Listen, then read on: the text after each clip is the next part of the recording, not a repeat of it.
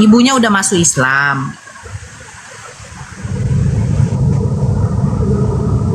Keponakan saya itu laki-laki loh. Keponakan saya itu laki-laki. Walah laki-laki ya, namanya Hiskia. Umurnya 22 tahun. Yuk yang mau naik nih. Siapa sih yang mau naik?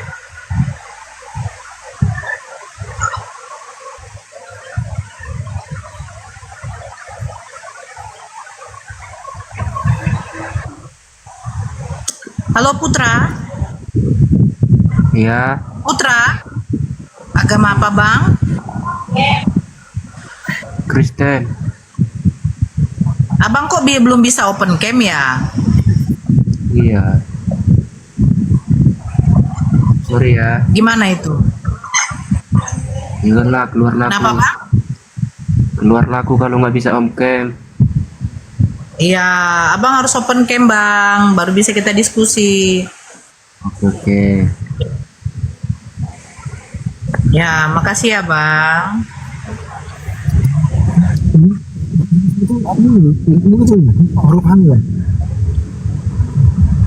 Udah sunat belum bunda ponakannya? Itu yang aku belum tahu ya.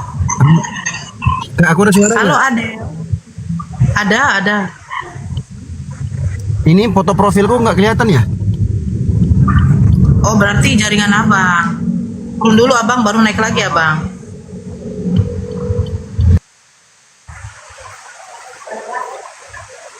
Naik lagi bang Dio.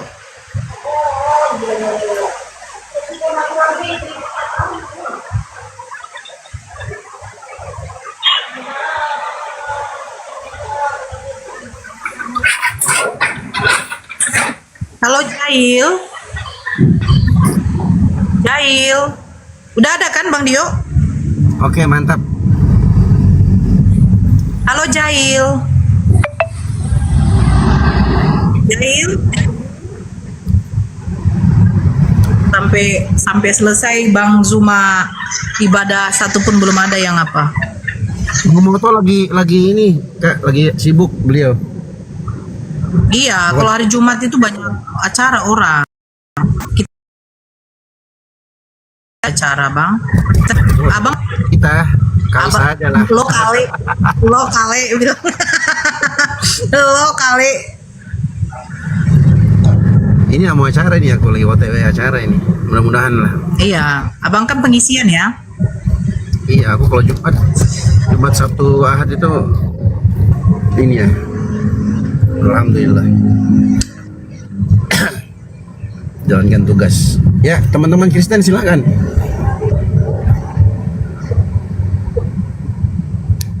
Ini Ilham Jaya kenapa ya? Coba Ilham naik coba. Oke. Nora bisa ngomong Betawi sedulur? Nggak pandai aku orang Batak aku. Halo Ya, Jihad. Assalamualaikum warahmatullahi wabarakatuh. Salam kenal, Bang Dio, Ya, Kak Nora. Wabarakatuh. Ini 8 ya? Hah?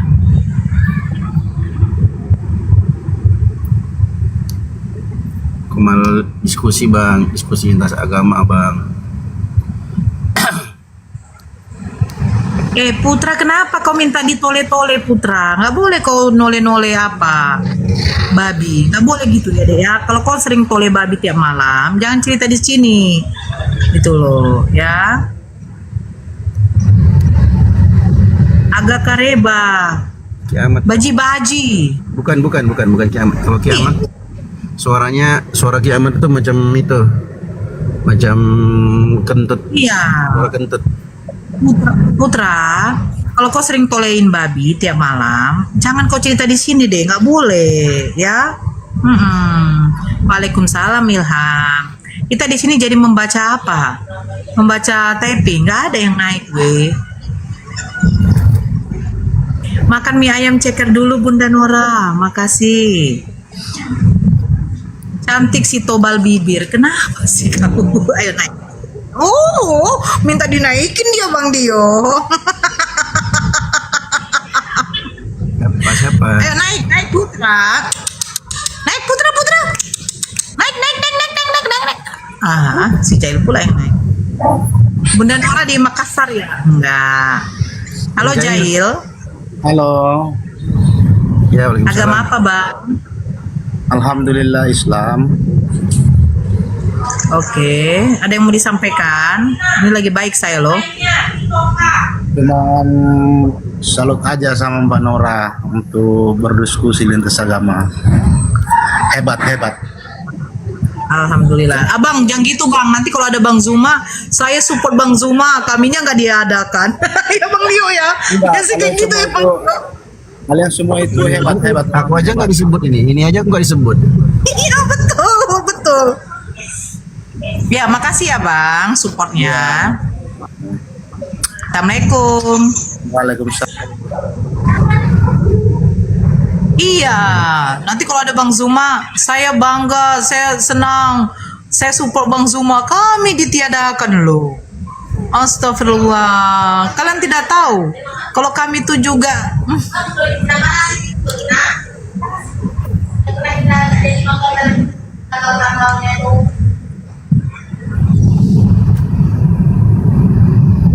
Halo Anci. Halo Bunda, Assalamualaikum. Ya, waalaikumsalam. Salam Islam ya. Ya, ada yang mau disampaikan? Nah, Bunda, saya cuma senang aja sama Bang.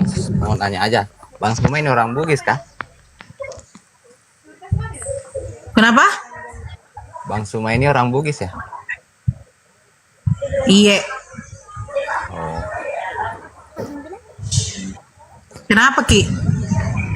tadi Bunda. Kenapa Ki mau kita? Mau tahu Ji Bunda penggemar beratnya. Oh mau tahu Ji. Iya.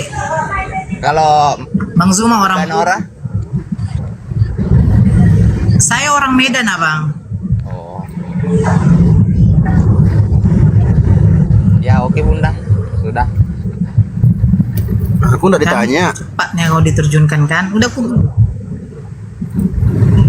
Enggak. Aku diam aja lah aku. Diam aja lah aku nggak ditanya aku. Aku nggak terkenal. Aku nggak terkenal. Kau nggak akan pernah ditanya Bang Dio. Bang Dio.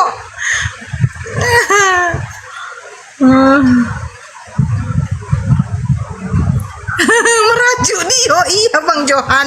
Itu gara-gara kau Bang Johan.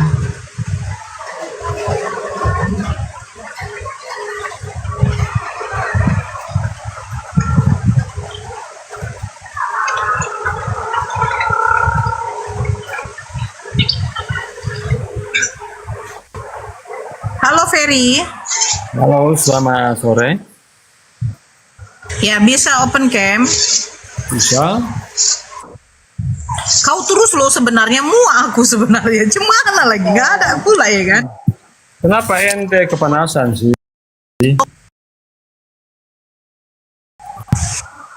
Ya kenapa bisa salib jadi komedi putar? Oh, itu menurut kamu. Ya, itu menurut kamu. Tetapi kalau Oke. Apa tujuan? menurut Paulus Oke, apa apa yang tujuan- dikatakan dalam 1 Apa Korintus tujuan 1 ayat. Sebab pemberitaan tentang salib memang adalah kebodohan bagi kamu yang akan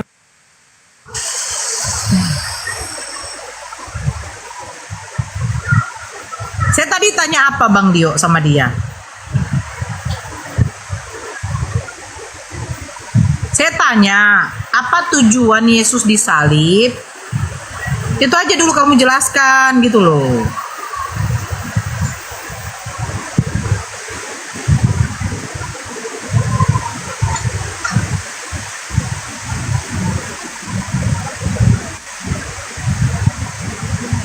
Ya Aris, Bang Dio merajuk.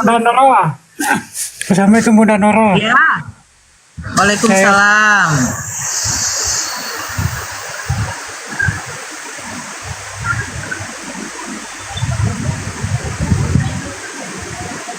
Tadi pertanyaannya, Aku ada apa suara nggak? tujuan Yesus? Hah? Suaraku ada nggak suaraku? Ada. Oke. Bang dia jangan merajuk. Enggak, bercanda aja tuh, Bang.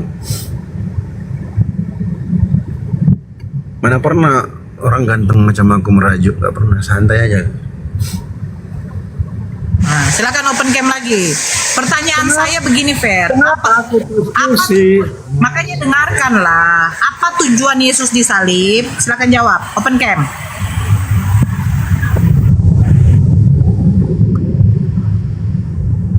Apa tujuan Yesus disalib? Itu untuk penyelamatan orang-orang yang berdosa tentunya. Memangnya kenapa? Itu tertulis di mana?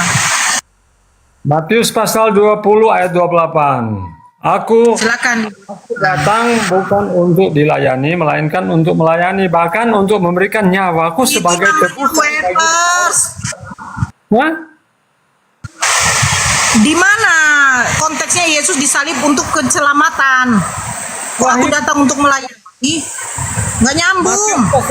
Matius pasal 28. Memangnya kamu suka perkataan seperti perkataanmu? Itu jawabannya. Tiap penyalipan itu untuk keselamatan. Ya, makanya kan Matius pasal 20:28. Aku datang bukan untuk dilayani tetapi untuk melayani, bahkan memberikan nyawaku sebagai tebusan bagi banyak orang. Itu jawabannya. Kamu kan tanya apa itu fungsi dari penyalipan? Itu fungsinya, itu kegunaannya. Kamu bertanya tapi nggak tahu. Masuk, Bang. Oke, sebaiknya saya dengan Suma aja. Kamu jadi apa saja? Kau saja. Turbo di sini kau. Bang, abang mau diskusi sama Ferry, Bang. Daripada nggak ada lagi, Bang. Cemana lagi, Bang? Kemarin saya diskusi dengan Suma, kemudian dia turunkan lagi Kita saya. turun, Bang Dio. Biar saya obati meskipun belum maksimal obat yang saya kasih kemarin, nggak apa-apa. Kamu Izin ya, Bang ya. Cuma kamu udah bisa Diam dulu sebentar. katakan Ferry diam dulu. Kami mau izin turun. naik ke surga Lu itu diam kamu udah dulu. ternyata. Bang, kami izin turun ya, Bang. Kami di bawah. Iya Dinda. Oke, sip. Assalamualaikum warahmatullahi wabarakatuh. Waalaikumsalam warahmatullahi wabarakatuh. Izin turun juga Kanda. Tapi Siap, Kanda, siap. takutnya nanti dia stroke, udah tua dia. Saya tahu siapa Suma, suka bohong. Dia kan mengatakan kemarin bahwa Yesus menyerahkan nyawanya ketika dia naik ke surga. Ketika dikejar dia lari. Betul tidak? Itu aja Anda bohong. Itu aja Anda bohong. Oke. Coba Anda tunjukkan mana Yesus menyerahkan diri ketika dia mau naik ke surga. Oke, mana dalilnya, Bang? Sebelum kita lanjut. Sederhananya begini, Saudara Ferry. Yesus itu menyerahkan nyawanya, menyerahkan dirinya kepada Bapa atau kepada tentara Romawi? Itu dulu jawab. Ketika dia naik ke surga, itu yang kamu katakan. Yesus menyerahkan nyawanya ketika dia ke surga. Makanya Itu saya tanya. Makanya saya tanya samamu. Saya tanya samamu. Saya mau buktikan kebohonganmu. Yesus menyerahkan dirinya kepada Bapa atau menyerahkan dirinya kehendaknya kepada tentara Romawi? Jawab. Pertanyaan saya itu belum dijawab, Anda sudah bertanya lagi. Gimana sih kamu? Itu jawabannya. Pertanyaanmu jawabannya itu di situ. Kamu katakan Yesus menyerahkan kehendak itu kepada kehendak Bapa atau kehendak tentara Romawi, kehendak orang Farisi, mahkamah agama, atau kepada Bapa? Jawab itu dulu. Oke, Anda berbicara tentang penyalipan. Iya, penyalipan dong. Yes. Oke, jadi Anda berbicara penyalipan. Iya. Makanya saya katakan, apakah salib itu komedi putar? Saya kembalikan kepada saudara. Yesus orang-orang membunuh dia itu diserahkan ke Bapa atau diserahkan kepada keputusan mahkamah agama? Jawab. Dia menyerahkan ke dia kepada Bapa. Tentu apa dia mau menyerahkan kepada Bapak, tepuk tangan, Bapak. Kenapa? Bapak. Karena- Tunggu, sudah selesai. Karena di Selesai dalam kepada Yohanes Bapa kan? pasal 10 ayat 17-18. Aku Ya sudah, berkuasa sudah. menerima waktu dan berkuasa menerimanya kembali. Sekarang Anda sudah menjawabnya kan? Anda sudah menjawab. Anda sudah menjawab. Anda sudah menjawabnya. Anda sudah menjawabnya bahwa Yesus menyerahkan nyawanya ketika dia mau Anda naik ke jangan surga. tabrak-tabrak. Anda sudah jangan Anda lari dari pernyataan Anda sendiri. Ketahuan bohongmu. Saya turunkan sederhana kok, gila kali kau. Bantah-bantahan, bantah dalilmu sendiri, kau bodoh itu namanya. Kau sudah menyerahkannya kepada Bapa, kehendaknya kepada Bapa. Sekarang kita lanjut temanya. Ketika Yesus menyerahkan itu semuanya kepada Bapa, lanjut temanya. Bapa menghendaki apa? Bapa menghendaki penyaliban. Kasih dalilnya. Kalau Bapa tidak menghendaki penyaliban, lalu orang-orang berusaha untuk membunuhnya, apa tindakan Bapa? Membiarkan atau menyelamatkan? Kalau menyelamatkan berarti dia menyerahkan nyawanya kepada Bapa untuk orang banyak. Itu maksudnya, itu bukan menyerahkan dirinya kepada kehendak imam kepala. Menyerahkan nyawa itu bukan disalib. Menyerahkan nyawa itu maksudnya menyerahkan dirinya, diangkat ke langit. Kamu yang berpikir itu arahnya ke salib. Allahu Akbar. Peri.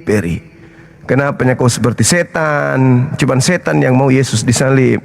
Sekarang kalau Yesus menyerahkan kepada Bapa, sekarang kita tanya Bapa, apakah engkau mau?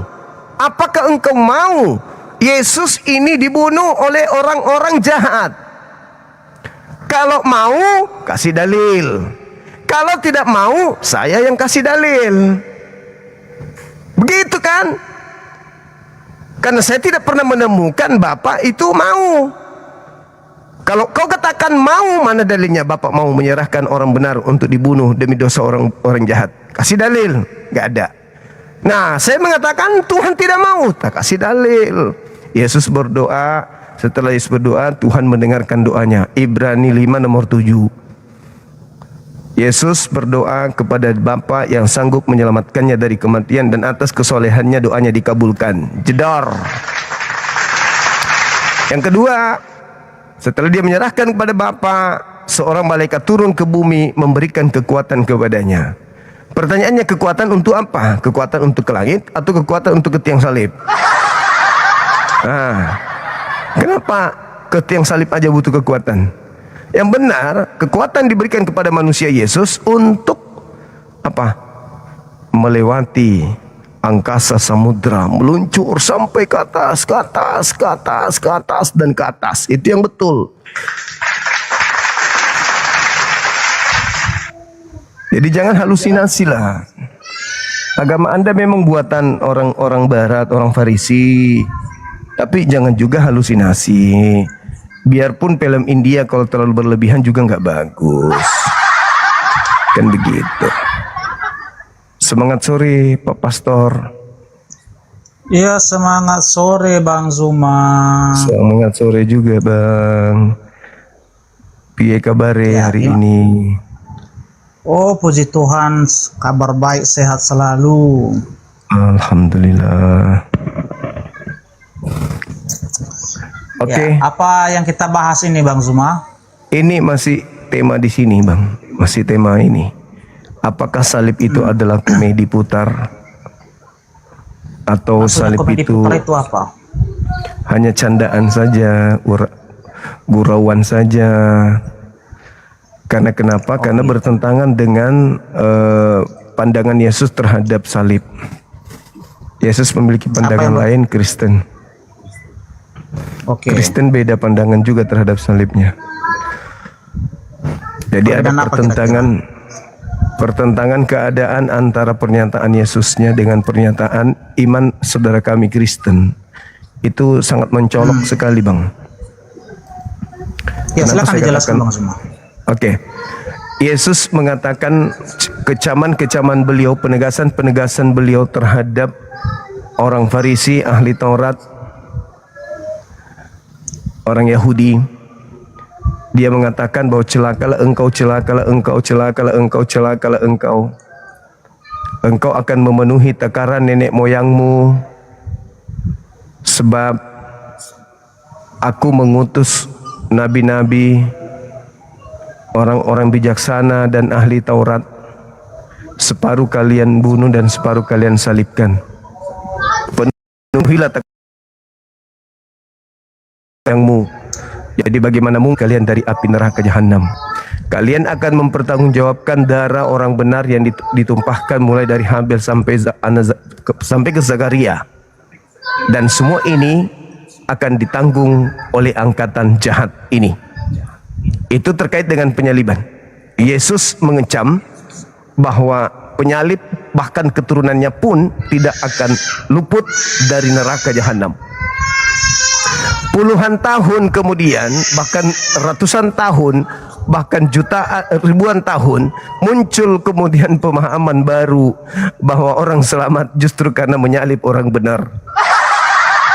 Jadi ini kayak komedi putar ini, Bang. Silakan. Iya. Iya. Baik. Jadi begini Bang Zuma.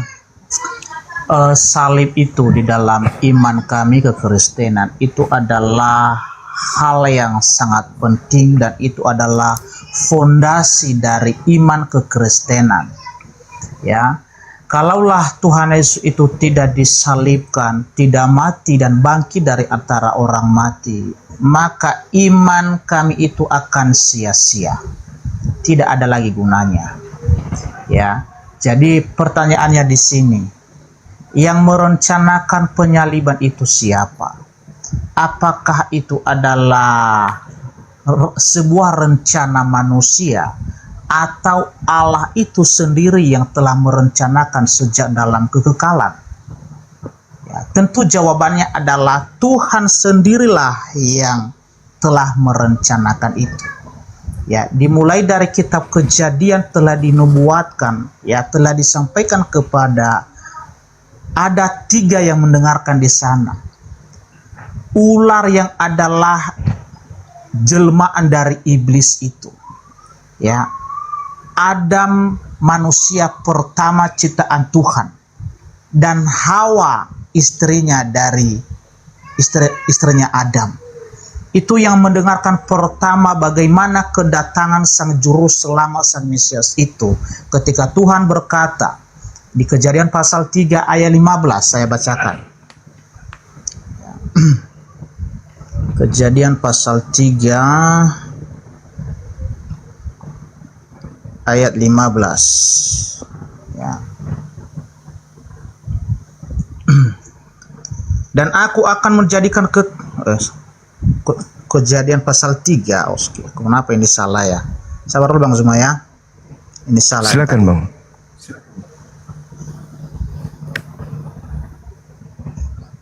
Kejadian. Kenapa HP saya begini ya? Wow. Kejadian pasal 3 ayat 15. Iya. Aku akan mengadakan permusuhan antara engkau dan perempuan ini, antara keturunanmu dan keturunannya. Keturunannya akan meremukkan kepalamu, dan engkau akan meremukkan tumitnya. Ya, jadi ini Tuhan sendiri yang telah menyampaikan bahwa ada nanti keturunan dari perempuan yang akan meremukkan, ya, kepala dari si ular tua itu yang adalah iblis. Ya, dan yang telah menggenapi itu adalah Yesus Kristus ketika dia mati di atas kayu salib. Ya, makanya ketika Tuhan Yesus mati di atas kayu salib, dia mengatakan telah selesai. Ya, artinya semua nubuatan-nubuatan itu telah tergenapi, janji-janji Allah itu telah tergenapi dalam hidupnya, dan hutang dosa itu telah terbayarkan dengan lunas. Ya, jadi rencana penyaliban itu adalah rencana Allah Bapa. Dan di beberapa hari yang lalu Bang Zuma kita telah bahas di Yesaya 53 ya, ayat 10 sampai dengan 12 itu. Itu jelas dikatakan bahwa Sang Mesias itu disalibkan bersama-sama dengan dua orang yang ada di sebelah kiri dan yang ada di sebelah kanannya. Dan itu sudah tergenapi. Ya. Dan di surat Petrus pasal Petrus 1 ya, ayat 1. Pasal 1 ayat yang ke-20. Saya bacakan ya. 1 Petrus pasal 1 ayat yang ke-20 ya. Ia telah dipilih sebelum dunia dijadikan, tetapi karena kamu ia baru menyatakan dirinya pada zaman akhir. Jadi Yesus itu telah dipilih, telah ditentukan sebelum dunia dijadikan menjadi penebus dosa, mati di atas kayu salib ya. Dan di zaman ya, di tahun 2000 yang lalu ketika di kerajaan Herodes, disitulah tergenapi janji itu. Rasul sampaikan hal itu, murid Yesus sendiri, bukan yang lain ya. Itu dulu Bang Mas, silakan. Oke, baik. Jadi senjata untuk melegalkan penyaliban ini adalah dalil-dalil yang muncul puluhan tahun setelah terjadi penyaliban. Jadi diusung dulu salibnya, lalu dibuatkan dalil. Itu kondisi yang ada di Kristen. Tetapi yang dilupakan oleh saudara Kristen dalam hal ini adalah pernyataan Yesus itu sendiri. Kalau penyaliban terhadap orang benar itu sudah ada nubuatannya, berarti pembunuhan terhadap nabi-nabi terdahulu yang adalah orang benar, ahli Taurat, orang-orang bijaksana yang diutus oleh Elohim, itu tidak akan mungkin dikecam oleh Yesus. Sudah terjadi penyaliban sebelum Yesus itu. Sudah ada orang benar yang kemudian disalib sebelum Yesus itu. Dan kalau penyaliban orang benar itu adalah penebusan dosa, maka sejatinya keturunan daripada penyalib itu tidak dikenai hukuman. Tapi faktanya kan tidak. Yesus malah mengatakan, penuhilah takaran nenek moyangmu. Hai kau ular-ular, hai kau keturunan ular beludak, bagaimana mungkin kau bisa meluputkan dirimu dari api neraka? Kalau pembunuhan terhadap orang benar, berarti para pembunuh adalah pahlawan. Adalah pahlawan. Dan kalau penyaliban itu adalah keselamatan, maka 33 tahun Yesus akan habiskan waktunya untuk mengajarkan tentang dirinya disalib, dan percayalah bahwa aku disalib untuk menebus dosa-dosa kalian. Tapi faktanya itu hanya muncul catatan-catatan yang setelah penyaliban itu terjadi.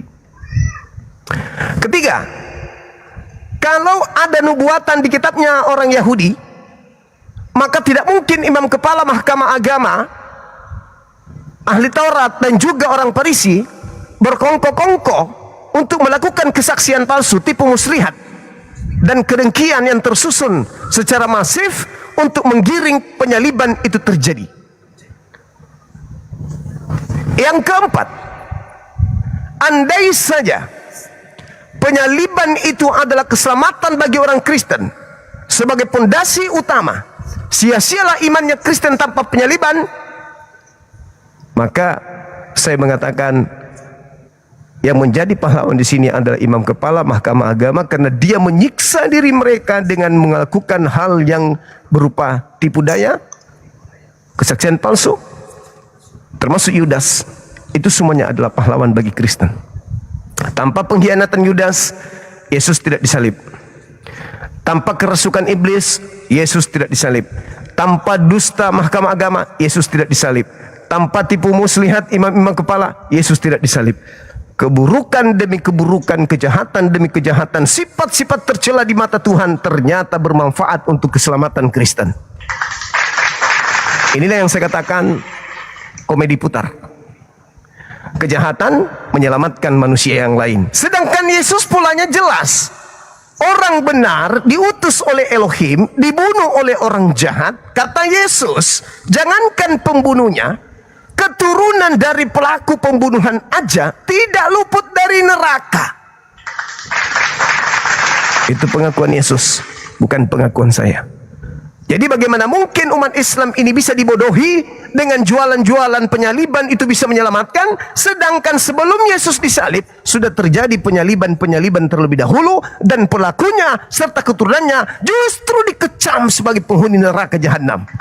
Tapi kok di Kristen penyaliban terakhir terhadap Yesus justru menyelamatkan orang-orang asing? Ini komedi putar. Apa komedi putarnya?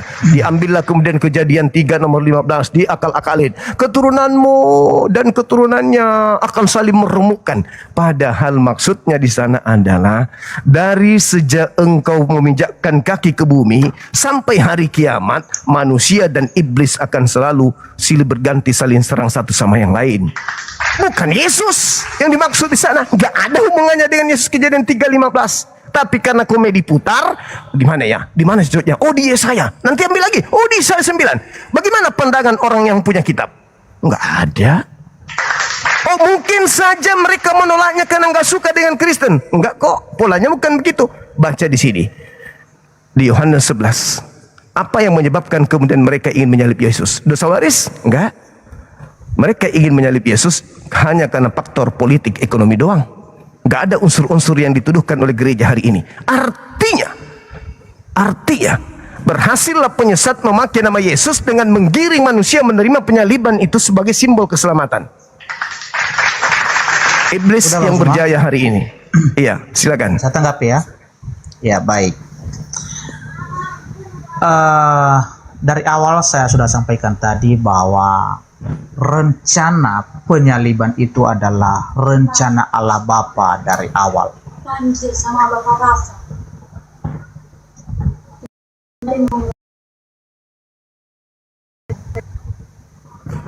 Ada yang manggil saya sebentar, 2 menit aja ya. Oke ya, bentar ya. Oke. Saya nggak apa. Saya tinggalkan aja HP-nya. Saya mute aja dulu ya. Boleh.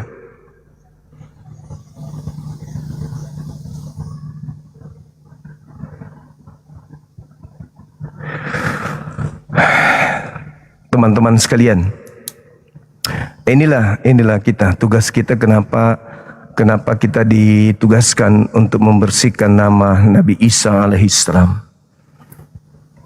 Jadi kita diutus untuk membersihkan fitnahan-fitnahan orang-orang kafir terhadap Nabi Isa alaihissalam yang mereka sebut dengan nama Yesus. Sebenarnya yang mereka sedang bahas ini adalah Nabi Isa. Namun pengganti Nabi Isa yang ada dalam pandangan kita sebagai Muslim, itulah yang dibela sekarang ini. Sebenarnya mereka sedang mengusung konsep yang dibawa oleh Kristus yang datang kepada Paulus. Tidak sedang membela anak Maria, bukan. Mereka lagi menguatkan bahwa yang datang kepada Paulus itulah yang disalib, dan itulah yang mengajarkan mereka. Ya, silakan Bang, tadi diawali dengan pernyataan Anda rencana penyaliban adalah dari Tuhan dari sejak awal. Silakan.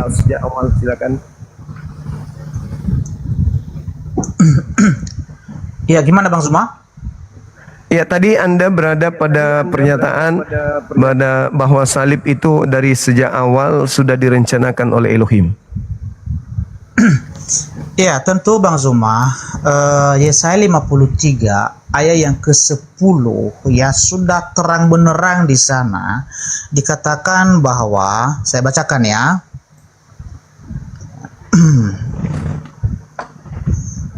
Yesaya 53 ayat yang ke-10.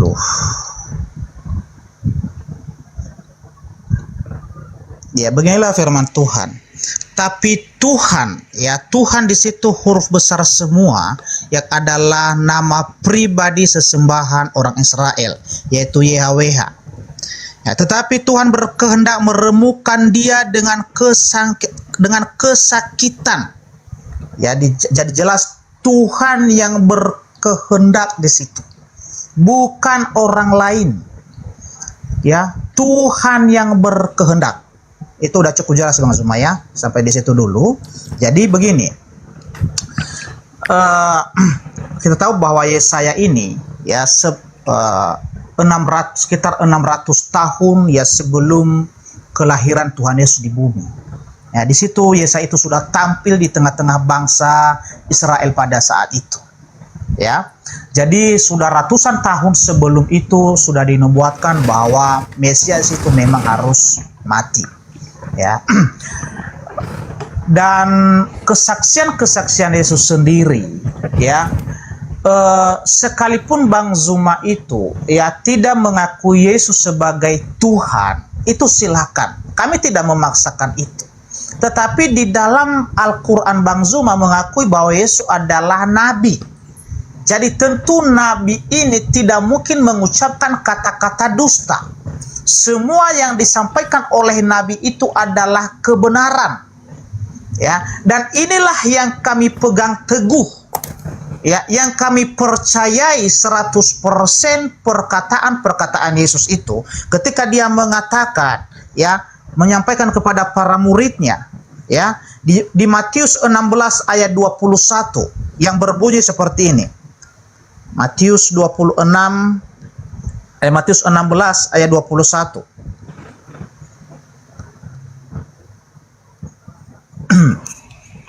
Ya.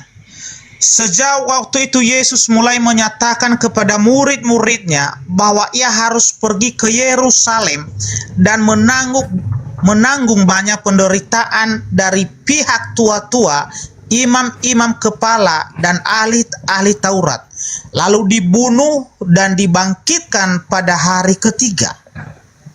Ya. Jadi Tuhan Yesus jauh-jauh hari sebelum penangkapannya, kematiannya, penyalibannya itu, dia telah memberitahukan kepada para murid. Ya.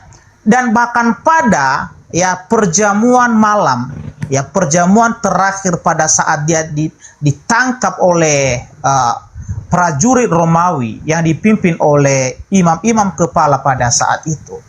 Ya, dia sendiri yang mengatakan, ambillah cawan ini, minumlah, ya, ini darahku, darah perjanjian. Ya, saya bacakan Bang ya, karena saya nggak hafal semua teksnya. Matius 26 ayat 27. Ya. Sesudah itu ia mengambil cawan, mengucap syukur lalu memberikannya kepada mereka dan berkata, minumlah kamu semua dari cawan ini, sebab inilah darah perjanjian untuk pengampunan dosa. Ya. Yesus sendiri yang menyampaikan itu, bahwa darahnya itu yang akan tertumpah di atas kayu salib, maknanya, fungsinya adalah untuk pengampunan dosa. Yesus sendiri yang menyampaikan hal itu, disaksikan oleh murid-muridnya yang 12 orang. Bukan hanya dia sendiri. Dan inilah yang ditulis oleh murid-murid itu. Ya, berdasarkan apa yang mereka lihat, apa yang mereka raba, yang pernah mereka alami sendiri, itu yang mereka tuliskan. Makanya Yohanes itu mengatakan, apa yang telah kami lihat, apa yang telah kami raba, itulah yang kami tuliskan, itu yang kami saksikan. Jadi peristiwa penyaliban itu Bang Zuma bukan karang-karangan manusia, tetapi itu memang benar-benar terjadi. Makanya semua murid-murid itu, mereka mempertaruhkan nyawa mereka, mereka mati martir untuk mempertahankan ya pengorbanan Yesus itu di atas kayu salib. Pertanyaannya, siapa sih orang-orang yang gila yang berani mempertaruhkan nyawanya kalau sesuatu itu bukan kebenaran, tidak membawa keselamatan? Ya, jadi jelas murid-murid di situ, mereka itu mengorbankan diri mereka untuk mempertahankan iman mereka itu kepada Yesus, mempercayai bahwa Yesus benar-benar sudah mati dan bangkit dari antara orang mati, karena itu membawa keselamatan. Ya, itu dia Bang Zuma. Jadi simple aja itu, nggak apa namanya, nggak usah begini-begini, udah cukupnya itu. Ya, ayatnya lagi, kalau Bang Zuma, di mana ayatnya bahwa Allah itulah yang telah merencanakan penyaliban itu sejak dalam kekekalan? Kisah Para Rasul 2, ya, ayat 23. Kita baca.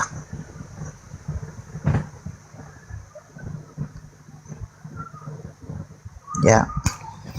Dia yang diserahkan Allah menurut maksud dan rencananya telah kamu salibkan dan kamu bunuh oleh tangan bangsa-bangsa durhaka. Ya. Jadi ini jelas-jelas bahwa Allah lah yang telah menyerahkan dia. Ya. Dan rencananya Allah. Jadi jangan Bang Zuma disama-samakan ketika orang Yahudi, orang-orang Israel membunuh ya para nabi-nabi yang terdahulu itu beda konteksnya Bang ya. Ketika ya nabi-nabi itu dibunuh oleh orang-orang Yahudi, orang-orang Israel, itu kematian para nabi itu bukan tujuan untuk penebusan dosa. Ya, bukan tujuan untuk penebusan dosa, tetapi memang karena ya orang-orang Israel pada saat itu tidak mau menerima kebenaran. Mereka tidak mau ditegur, tidak mau dinasehatin. Ya. Menolak kebenaran, makanya mereka membunuh semua nabi-nabi itu. Nah, Bang Zuma tadi mengatakan, "Oh, kenapa keturunan dari yang membunuh Yesus ini, yang menyalibkan Yesus ini, dihukum selama-lamanya?" Memang itu fakta dan kebenaran Bang Zuma. Itulah keadilan Tuhan bahwa dia tidak pernah melepaskan orang-orang yang berdosa. Upah dosa ialah maut. Karena kenapa? Orang-orang yang menyalibkan Yesus itu Yudas yang telah menyerahkan dia. Imam-imam kepala yang telah menyerahkan dia kepada prajurit Romawi. Ya, prajurit-prajurit Romawi yang telah menyalibkan dia. Ya, semua itu kena hukuman. Karena kenapa? Motivasi mereka pada saat itu bukan karena Yesus mau menebus dosa. Mereka belum mengerti apa makna kematian Yesus itu pada saat itu. Mereka belum mengerti itu. Ya, yang mereka lakukan adalah supaya rencana mereka berhasil. Ya, bukan untuk keselamatan semua umat manusia. Kalau yang merencanakan, yang sudah tahu apa arti kematian itu adalah hanya Yesus sendiri dan juga Bapa di sorga. Ya, kalaulah semua imam kepala pada situ itu untuk memuaskan kebencian mereka, membalas dendam kepada Yesus. Ya, oleh karena mereka benci. Ya, bukan karena mereka tahu, oh kalau Yesus ini mati nanti kita salibkan, ya itu kan untuk penebusan dosa kita. Bukan itu Bang Zuma. Motivasi itulah yang sangat penting. Ya, kenapa orang itu dijadikan pahlawan? Karena motivasinya sudah benar. Ya, contoh di negara kita Indonesia ini kan. Nah, kenapa Pak ada 5 pahlawan di pahlawan nasional itu? Karena motivasi mereka untuk membebaskan ya orang Indonesia ini dari jajahan Belanda dan juga orang Jepang pada saat itu. Ya. Jadi pengkhianat-pengkhianat itu apakah dijadikan pahlawan? Tidak. Jadi tentu seperti siapa tadi? Imam-imam kepala itu tidak pernah dijadikan pahlawan karena motivasi mereka adalah jahat. Ya, itu dia Bang Zuma. Oke, baik.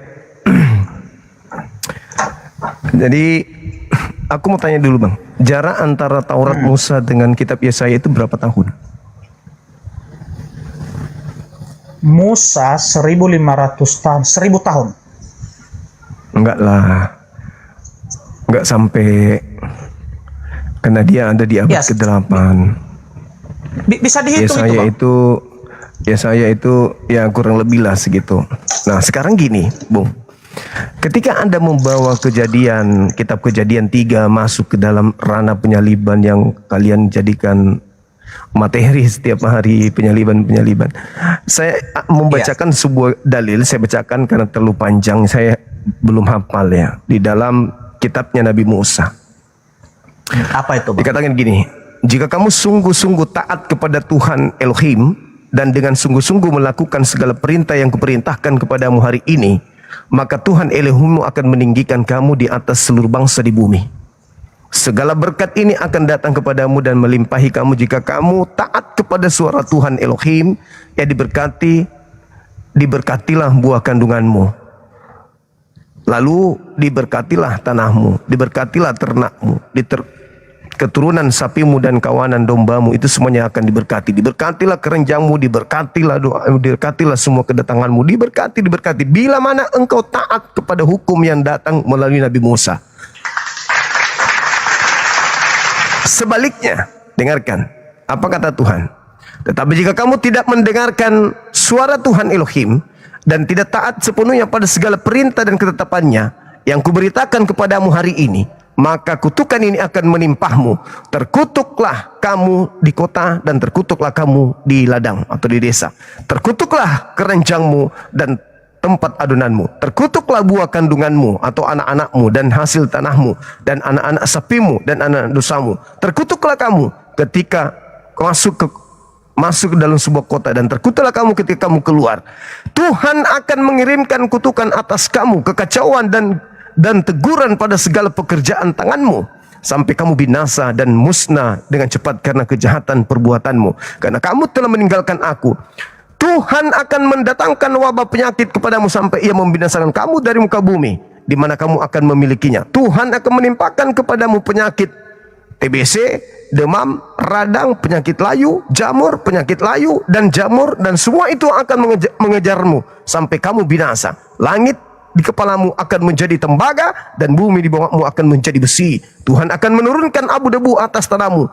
Dari langit semuanya akan turun di atasmu sampai kamu binasa. Tuhan akan membiarkan musuh-musuhmu bla bla bla bla bla. Tuhan akan menimpakan kamu. Solusi dari ini semua menurut kitab Taurat apa solusinya? Penyaliban.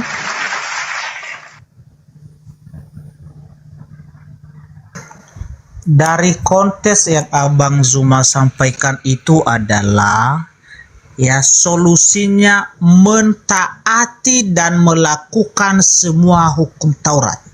Nah, kalau tidak maka kutukan-kutukan itu akan berlaku, bukan? Terjadi ya. Nah, terus mana ajarannya salib orang benar di situ? Kenapa harus menunggu tentara Romawi menguasai Yerusalem dulu? Kenapa harus di abad pertama? Kenapa nggak diajarkan solusi itu pada saat itu?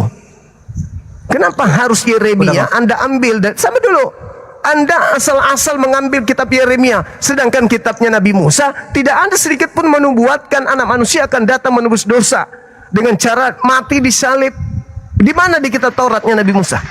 Sementara disitulah pentingnya. Di kitab Taurat Musa inilah pentingnya harusnya solusi penyaliban itu datang. Tapi apa kata kitabnya Nabi Musa? Malah orang yang melakukan dosa yang harus digantung dengan jalan kutuk. Jangan membunuh orang yang benar, jangan membunuh orang yang tidak bersalah. Membunuh orang yang benar, ini yang berlaku. Terkutuk, terkutuk, terkutuk, terkutuk, terkutuk, terkutuk. Maka Yesus mengatakan apa di Matius 23? Penuhilah juga takaran nenek moyangmu karena melanggar hukum tadi. Hukum Taurat tadi. Membunuh. Maka kutukan demi kutukan, kutukan demi kutukan diberikan kemudian oleh Elohim kepada mereka. Sampai Yesus mengatakan, bagaimana mungkin kamu akan lolos dari hukuman neraka? Sebab aku mengutus nabi-nabi, mengutus ahli Taurat, mengutus kemudian orang bijaksana, tetapi kalian salibkan. Kalian tidak akan lolos dari api neraka karena menyalibkan orang benar. Nah, itu bukan Yesus yang disalib, bukan. Maksudnya di sana adalah orang-orang yang disalib, dibunuh, ditumpahkan darahnya dari Habel sampai kepada Zakaria. Maka keturunan para penyalib itu adalah orang neraka. Tiba-tiba saja muncul Kristen. Pengajaran Yesus, para nabi, di luar kitabnya orang Yahudi, tiba-tiba salib yang tadinya menyebabkan orang masuk neraka berubah fungsi menjadi menyebabkan manusia masuk surga. Apakah Anda tidak melihat data yang saya baca tadi begitu ngerinya? Terkutuklah buah janinmu. Anak-anak yang belum lahir aja udah dikutuk sama Elohim. Disebabkan karena orang Yahudi tidak mentaati perintah Elohim. Anak yang belum lahir, bahkan bukan hanya anak, adonan roti, keranjang saja dikutuk sama Tuhan. Domba-domba dikutuk oleh Tuhan oleh gara-gara mereka tidak mentaati hukum Tuhan. Mana solusi salibnya? Tidak ada. Justru penyaliban terjadi terhadap orang benar, itulah yang menyebabkan mereka menjadi orang neraka. Udah Bang Zuma. Lalu dari mana Kristen mengambil konsep? Dari Yesaya 53. Lebih dulu Taurat, kurang lebih 1000 tahun, baru datang konsep Yesaya 53. Dan itu sama sekali tidak berbicara tentang Yesus. Itu hanya cocokologi Kristen, karena tidak ada data, tidak ada senjata untuk dia pakai. Terakhir dari saya, Bung. Jadi saya katakan kepada saudara, ketika Yesus, Nabi Yesus, Rasul Yesus, nabinya orang Yahudi, menyatakan kepada orang Yahudi, waspadalah kepada penyesat yang datang kepadamu memakai namaku. Buah dari penyesatan ini adalah salib. Inilah yang Anda sedang lakukan. Penyesatan itu menjual salib. Penyesatan itu salib menjadi keselamatan. Buah penyesatan itu Yesus menebus dosa. Buah penyesatan itu, itulah agama Kristen. Inilah yang dihindari oleh Yesus. Jangan sampai jadi Kristen, karena Kristen itu adalah agama yang diajarkan oleh si penyesat dengan memakai namaku. Terakhir saya minta kepada Pak Pendeta, tolong damaikan penyaliban yang diimani oleh orang Kristen dengan penyaliban yang dikecam oleh Yesus. Tidak mungkin kamu menjadi lepas dari neraka, karena separuh orang benar kau salibkan. Tidak mungkin kau lolos dari neraka. Tolong bagaimana caranya Anda menyambungkan kecaman Yesus ini, kok tiba-tiba berubah 180 derajat menjadi keselamatan di Kristen? Silakan. Iya. Bentar lu Bang Zuma, sebelum saya menjawab, di mana ayatnya bahwa Yesus mengecam ya penyaliban itu, di mana? Matius 23, nomor 32, 33, 34 sampai 36. Silakan Anda baca. Ya, baik. Oke, nanti di akhir nanti saya tanggapi itu ya. Karena saya lupa nanti apa narasi-narasi dari Bang Zuma. Oke ya. Saya pasti akan jawab nanti itu. Ya. Jadi begini Bang Zuma, Anda mengatakan tadi, ya, bagaimana cara supaya bebas dari kutukan-kutukan yang telah Bang Zuma bacakan tadi, apa itu penyakit, apa itu segala macam dan segala macam itu. Ya tentu solusinya adalah harus melakukan segala hukum Taurat itu. Ya, karena kenapa? Ya, hukum Taurat yang 613 misfot itu ya dikhususkan untuk orang Israel, harus dilakukan. Tidak boleh ada satu yang dilalaikan. Tidak boleh satu ada yang yang ditiadakan di situ. Ya, jadi mereka di situ benar-benar di bawah hukum Taurat. Ya, di bawah hukum Taurat. Jadi kedatangan Yesus itu menggenapi hukum Taurat yang 613 misfot itu. Itulah kedatangannya. Dan hanya Yesuslah satu-satunya yang bisa menggenapi itu. Ya. Jadi kenapa Tuhan memberikan 613 misfot itu kepada orang-orang Israel? Untuk membedakan mereka dari bangsa-bangsa lain. Karena mereka adalah bangsa pilihan Tuhan. Ya, melalui janji Tuhan kepada Abraham. Ya. Dan ada janji Tuhan kepada Abraham di situ bahwa melalui nanti keturunan Abraham ini semua bangsa di bumi akan mendapatkan berkat.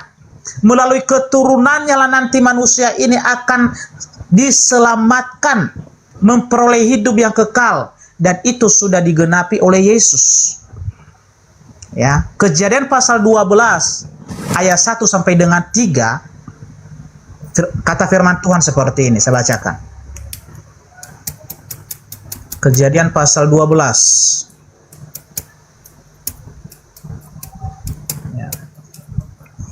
Berfirmanlah Tuhan kepada Abram, pergilah dari negerimu dan di sana dari sanak saudaramu dan di rumah bapamu ini ke negeri yang akan kutunjukkan kepadamu. Aku akan membuat engkau menjadi bangsa yang besar dan memberkati engkau serta membuat namamu dan engkau akan menjadi berkat. Aku akan memberkati orang-orang yang memberkati engkau dan mengutuk orang-orang yang mengutuk engkau. Dan olehmu semua kaum di muka bumi akan mendapat berkat. Ya, itu ada janji Tuhan kepada Abraham di situ, bahwa melalui keturunannya manusia di bumi akan mendapat berkat. Dan itulah Yesus itu. Ya, jadi hukum-hukum yang Abang Zuma sampaikan tadi itu adalah dikhususkan kepada orang Israel, baik itu hukum sunat, ya, seremonial, ya, dan hukum sipil. Ya, itu dikhususkan bagi mereka. Tidak ada yang boleh mereka tiadakan, yang boleh mereka abaikan di situ. Makanya Rasul Paulus mengatakan, ya, tidak ada yang selamat kalau dia di bawah hukum Taurat, karena begitu ketat ya hukum Taurat itu, tidak boleh diabaikan sama sekali. Ya, Galatia 2 ayat 16 kata Rasul Paulus, kamu tahu bahwa tidak seorang pun yang dibenarkan oleh karena melakukan hukum Taurat, tetapi hanya oleh karena iman dalam Kristus Yesus. Karena tidak ada yang sanggup, Bang Zuma, menggenapi 613 misfot itu. Ya, Yakobus sendiri, ya, Rasul Paulus adalah orang Yahudi. Dia dari suku Benyamin dan dia adalah orang Farisi. Makanya dia mengerti hukum Taurat itu. Yakobus adalah orang Farisi, orang Israel. Makanya dia mengerti hukum Taurat itu.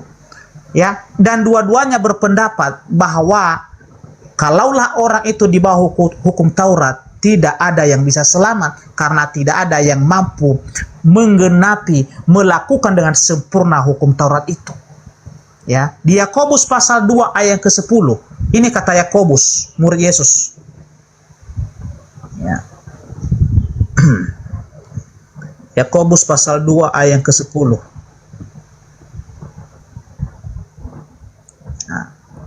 Sebab barang siapa menuruti seluruh hukum itu, tetapi mengabaikan satu bagian daripadanya, ia bersalah terhadap seluruhnya. Ya, artinya ketiga hukum itu, yaitu seremonial, hukum sipil, dan hukum moral, tidak boleh diabaikan satu, Bang Zuma. Ya, tidak boleh, harus dilakukan semua. Adakah manusia yang tidak melanggar itu? Tentu tidak ada. Hanya Yesuslah yang bisa menggenapi semua itu. Makanya orang-orang yang di bawah hukum Taurat itu tidak bisa diselamatkan, tetapi hanya karena Yesuslah, oleh kasih karunia, oleh kematian Tuhan Yesus di atas kayu salib yang telah menggenapi seluruh hukum itu, hanya melalui itu manusia ini bisa masuk ke dalam kerajaan surga. Makanya Yesus berkata, akulah jalan, akulah kebenaran dan hidup. Tidak ada yang sampai kepada Bapa kalau tidak melalui aku. Karena kenapa? Karena hanya Dialah yang telah menggenapi seluruh hukum itu. Karena Dia Tuhan dan Allah, Dia sumber kebenaran, Dia sumber kehidupan, Dia yang mampu membenarkan orang dan mampu memberikan hidup yang kekal itu kepada siapapun orang yang percaya kepadanya. Pertanyaan Bang Zuma tadi, ya kan? Bagaimana dengan Matius 23, ya kan, ayat 32? Kita bacakan ayat itu, Bang Zuma.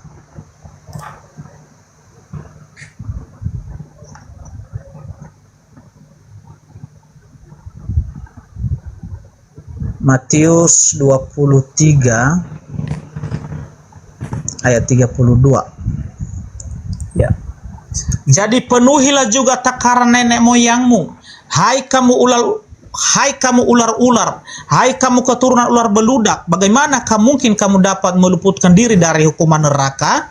Sebab itu lihatlah aku mengutus kepadamu nabi-nabi, orang-orang bijaksana dan ahli-ahli Taurat. Separuh di antara mereka akan kamu bunuh dan kamu salibkan, yang lain akan kamu sesah di rumah-rumah ibadatmu, dan kamu aniaya dari kota ke kota, supaya kamu menanggung akibat penumpahan darah orang yang tidak bersalah, mulai dari Habel orang benar itu sampai kepada Zakaria anak bereknya yang kamu bunuh di antara tempat kudus dan mezbah. Aku berkata kepadamu, sesungguhnya semuanya ini akan ditanggung angkatan ini. Ini sudah benar ayat ini, Bang Zuma. Ya, jadi semua mereka orang-orang Yahudi, imam-imam ya pada saat itu yang bekerja, yang sudah ditugaskan di Bait Allah ya, di sinagog untuk melaksanakan tugas keimamatan di sana ya, dan mereka yang membunuh orang-orang yang benar ya, nabi-nabi, ya mereka itu akan dihukum sesuai dengan perbuatan mereka. Ya, Dihukum yang apa? menyalibkan Neraka, kan? Yesus itu mereka dihukum. Ya, Bukan mereka Yesus dihukum. di situ. Bukan Yesus di sana. Yesus tidak Gimana? masuk di situ. Abel sampai ke Bagaimana? Zakaria. Yesus. Iya. Saya Oke. belum, saya belum selesai, Bang Zuma. Saya belum Jadi selesai. kesimpulannya neraka bukan bagi mereka?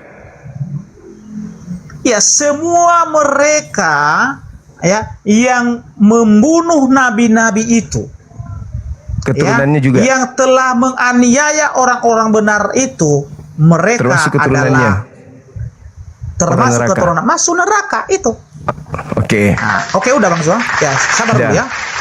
Nah, begini Bang Zuma. Ya. Yang sudah kita bahas ini semua adalah orang-orang Israel. Bukan bangsa-bangsa lain. Ya. Baik itu Petrus, baik itu Rasul Paulus, apalagi Yesus, itu orang Israel semua. Jadi mereka berhak yang membahas hukum Taurat Musa, kitab para nabi, dan juga kitab Mazmur. Ya kan? Nah, sekarang Bang Zuma, pertanyaan saya sama Bang, kita gantian bertanya Bang Zuma ya. Karena saya mau belajar juga dari Al-Quran kan, dari ajaran Bang Zuma juga. Siapa tahu nanti bisa saya bersahadat, kan begitu Bang Zuma. Nah, pertanyaan saya sekarang, apa kaitannya ya kan? Apa kaitannya sekarang orang Islam itu ya, atau Nabi Muhammad itu dengan orang Israel? Apakah sama sesembahan Nabi Muhammad itu dengan sesembahan Musa? Ya, karena setahu saya ya, nama sesembahan Musa itu adalah YHWH. YHWH. Aku adalah aku, Keluaran pasal 3 ayat 14 dan 15. Nah, sedangkan nama sesembahan Nabi Muhammad adalah Allah. Pertanyaannya Bang Zuma, kapan nama YHWH ini berubah, diubah menjadi Allah? Kalaulah itu Tuhan yang sama, gitu loh. Silakan nanti Bang Zuma dijawab itu. Oke. Yang pertama, ketika orang-orang Yahudi dikutuk dengan kutukan-kutukan yang tadi itu, lalu Anda mencoba untuk menjual jajanan Paulus bahwa tidak ada orang yang mampu dan sanggup melakukan hukum Taurat. Oleh karena itu ketika mereka gagal melakukan satu saja, maka gagal seluruhnya. Terus solusinya bagi mereka, Bang, kalau solusinya bagi mereka, mereka menjalankan hukum Taurat nih, sudah 612 mereka jalankan, tiba-tiba satu gagal. Apa solusinya bagi mereka? Gimana Bang? Apa solusi bagi mereka ketika 613 ini mereka lakukan sudah 612, tapi di ending terakhir mereka gagal melakukan yang satu, terhapus semuanya kan? Apa solusinya yang Elohim berikan kepada mereka? Ya, kalau menurut Tuhan Yesus harus percaya kepada Yesus. Sebelum Yesus, Yesus ini kan orang belakangan. Oh, Solusi. sebelum Yesus. Ya, kalau sebelum Yesus itu harus melakukan semua hukum Taurat. Kalau mereka melanggar satu saja, solusinya apa? Kalau mereka melanggar satu saja, itu harus ada darah anak domba, darah binatang Satu. yang harus ya. Ya. Terus Itu yang satu. kedua? Yang kedua? Apa namanya itu, memberikan yang membakar korban wangi-wangian. Ya, itu adalah. Yang ketiga? Yang Ada ketiga solusi, kan? adalah ya solusinya. Yang ketiga Ada adalah solusi. ada pembasuhan, ya, ada pembasuhan dari air. Ya, pembasuhan dari air disertai dengan pertobatan, pengakuan dosa. Pertobatan. Selesai kasusnya. Selesai. Begitu kejamnya Tuhan. Terkutuklah. Lagian Bung, di dalam Ulangan 30 nomor 11, Tuhan mengatakan di situ dengan sangat jelas, apa yang kusampaikan kepadamu hari ini tidaklah sukar bagimu, tetapi adalah hal yang mudah bagimu. Bukan sesuatu yang sukar. Apa yang sukar di Taurat itu nggak ada. Nggak ada yang sukar. Jadi apapun yang Anda narasikan kemudian ujung-ujungnya bertobat. Jadi Yesus nggak laku. Pengorbanan salib itu nggak laku. Kenapa? Karena itu sudah ada solusi bagi mereka, yaitu pertobatan. Anda sendiri menyebutkan tadi. Nah, ketika saudara dengan tegas mengatakan bahwa hukum Taurat hanya untuk Israel, betul ya? Ya. Oke, saya ingin membaca sebuah dalil di surat Paulus kepada orang-orang yang ada di Galatia 3 nomor 13. Kristus telah menembus kita dari kutuk hukum Taurat dengan jalan menjadi kutuk karena kita sebab ada tertulis terkutuklah orang yang digantung di atas tiang salib. Pertanyaan saya, kita di situ siapa? Itu kan ya, itu Rasul Paulus berkata kepada orang-orang Israel yang di Galatia. Berarti Yesus itu untuk orang-orang Israel kan? Ya, kenapa Rasul Paulus berkata demikian? Karena orang-orang Yahudi yang ada di Galatia pada saat itu, mereka tidak percaya karena mereka memisahkan diri dari orang-orang Galatia yang belum sunat pada saat itu, karena orang Israel ini selalu meninggi-tinggikan diri mereka karena mereka sunat, menganggap semua yang belum sunat itu adalah kafir. Oke, jadi kesimpulannya adalah Yesus mati di atas tiang salib itu untuk menebus mereka dari kutuk Taurat. Mereka di sini hanya Bani Israel kan? Hanya orang Israel kan? Kalau Galatia itu yang dijelaskan oleh Rasul Paulus adalah karena hukum sunat itu yang termasuk hukum Taurat, hukum seremonial, memisahkan antara orang Israel dengan orang-orang Yunani. Dan itulah makna kematian Yesus itu. Ya, hukum sunat itu telah digenapi oleh Yesus, sehingga benteng pemisah itu sudah dihancurkan, sehingga baik orang Israel, orang Yahudi dan orang Yunani sama-sama mendapat bagian dalam kerajaan sorga, sama-sama mendapatkan keselamatan melalui Yesus Kristus, karena Yesus telah menggenapi hukum Taurat itu melalui kematiannya di atas kayu salib. Nah, Yesus mati untuk menebus Taurat. Untuk siapa dia tebus Taurat itu? Untuk orang Yahudi atau untuk non-Yahudi juga? Kok untuk menebus Taurat? Enggak ada menebus Taurat, kata menebus Taurat di situ. Galatia 3, Kristus telah menebus kita. Menggenapi hukum Taurat, bukan untuk menebus. Kristus telah menebus kita dari kutuk hukum Taurat dengan jalan menjadi kutuk. Nah, menebus yang ditebus di situ siapa? Apa? Kutuk hukum yang Taurat ditebus. apa, Bang Zuma? Sabar dulu, biar saya jelaskan. Kutuk hukum Taurat itu ialah, kalaulah orang itu tidak disunat, maka konsekuensinya adalah hukuman mati. Oke, pertanyaan saya, semua Iya. semua itu Yesus tebus untuk orang Yahudi atau orang yang lain juga. Semua. Di mana hukum Taurat untuk orang lain? Anda sendiri mengatakan hukum Taurat itu terkutul. Itu hanya mengikat orang Israel. Kok sekarang dia Iya. mati untuk semua orang? Ya, maksudnya begini. Oke, saya jelaskan ya. Maksudnya begini. Ya. Karena yang udah saya jelaskan dari awal tadi, yang memisahkan antara orang Yunani dan orang Yahudi, salah satunya adalah hukum sunat itu. Oke. Terus?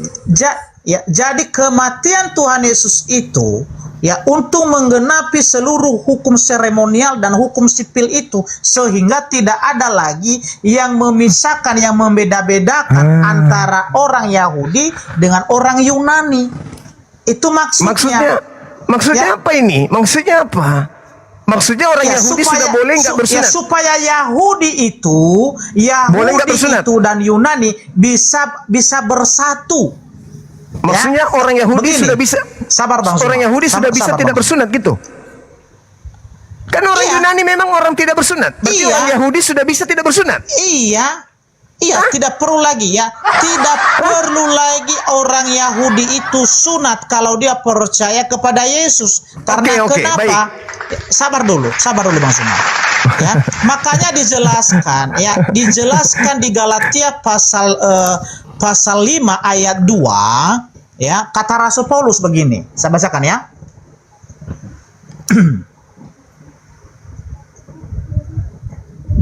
Galatia pasal 5 ayat 2.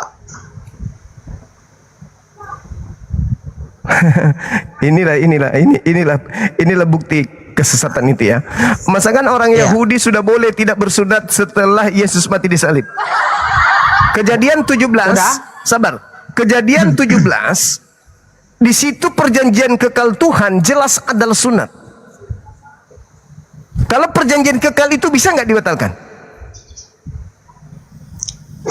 Ketika hukum itu telah digenapi Bang Zuma, maka Perjanjian hukum kekal. sunat itu tidak berlaku lagi. Perjanjian Ya, kekal. tidak berlaku lagi. Makanya Siapa yang membatalkan? makanya Rasul Siapa yang Paulus membatalkan? mengatakan Paulus. Efesus 2 ayat 15. 15. Efesus 2 ayat sabar dulu. Kita baca dulu datanya Bang Zuma. Jangan kita Artinya Paulus membatalkan perjanjian kekal Elohim dengan Bani Israel, betul? melalui kematian Yesus, bukan Paulus yang membatalkan. Betul. Iya. Betul. Melalui Di mana Yesus kematian membatalkan? Yesus, Oke. ya. Di mana? Melalui Di mana kematian Yesus, semua hukum seremonial dan hukum Oke. sipil itu tidak Oke. berlaku lagi. Oke, pertanyaan saya, di mana Yesus membatalkan? Ya, sabar dulu Bang Zuma. Ya. Matius pasal 5 ya, ayat ke-17 sampai dengan 18 itu, Yesus sendiri yang mengatakan bahwa sebelum semuanya terjadi, sebelum semuanya tergenapi, maka satu iota dari hukum Taurat itu tidak boleh ditiadakan sebelum semuanya terjadi. Sebelum Apa langit yang dan bumi terjadi? lenyap. Sebelum langit dan bumi Sabar, lenyap. apa yang terjadi di sana? Sabar dulu. Apa yang terjadi? Langit dan bumi lenyap. Oke. Langit dan bumi lenyap. Sabar dulu Bang Zuma. Apa Ya yang itu terjadi kan Anda itu? bertanya, jawabannya itu. Anda kan Waduh. bertanya. Yesus kan mengatakan, Sabar sebelum dulu, langit Bang dan Zuma. bumi lenyap, sebelum bumi dan langit lenyap, Iya. tidak boleh setitik iota pun dihilangkan dari Taurat. Iya, pertanyaan Bang Zuma tadi kan, di mana perkataan Yesus kan? Iya, di mana Yesus membatalkan Iya. sunat? Iya. Tuhan Yesus mengatakan di situ, kita baca ayat itulah biar jelas ya. Silakan, Anda baca dari 17 sampai 19.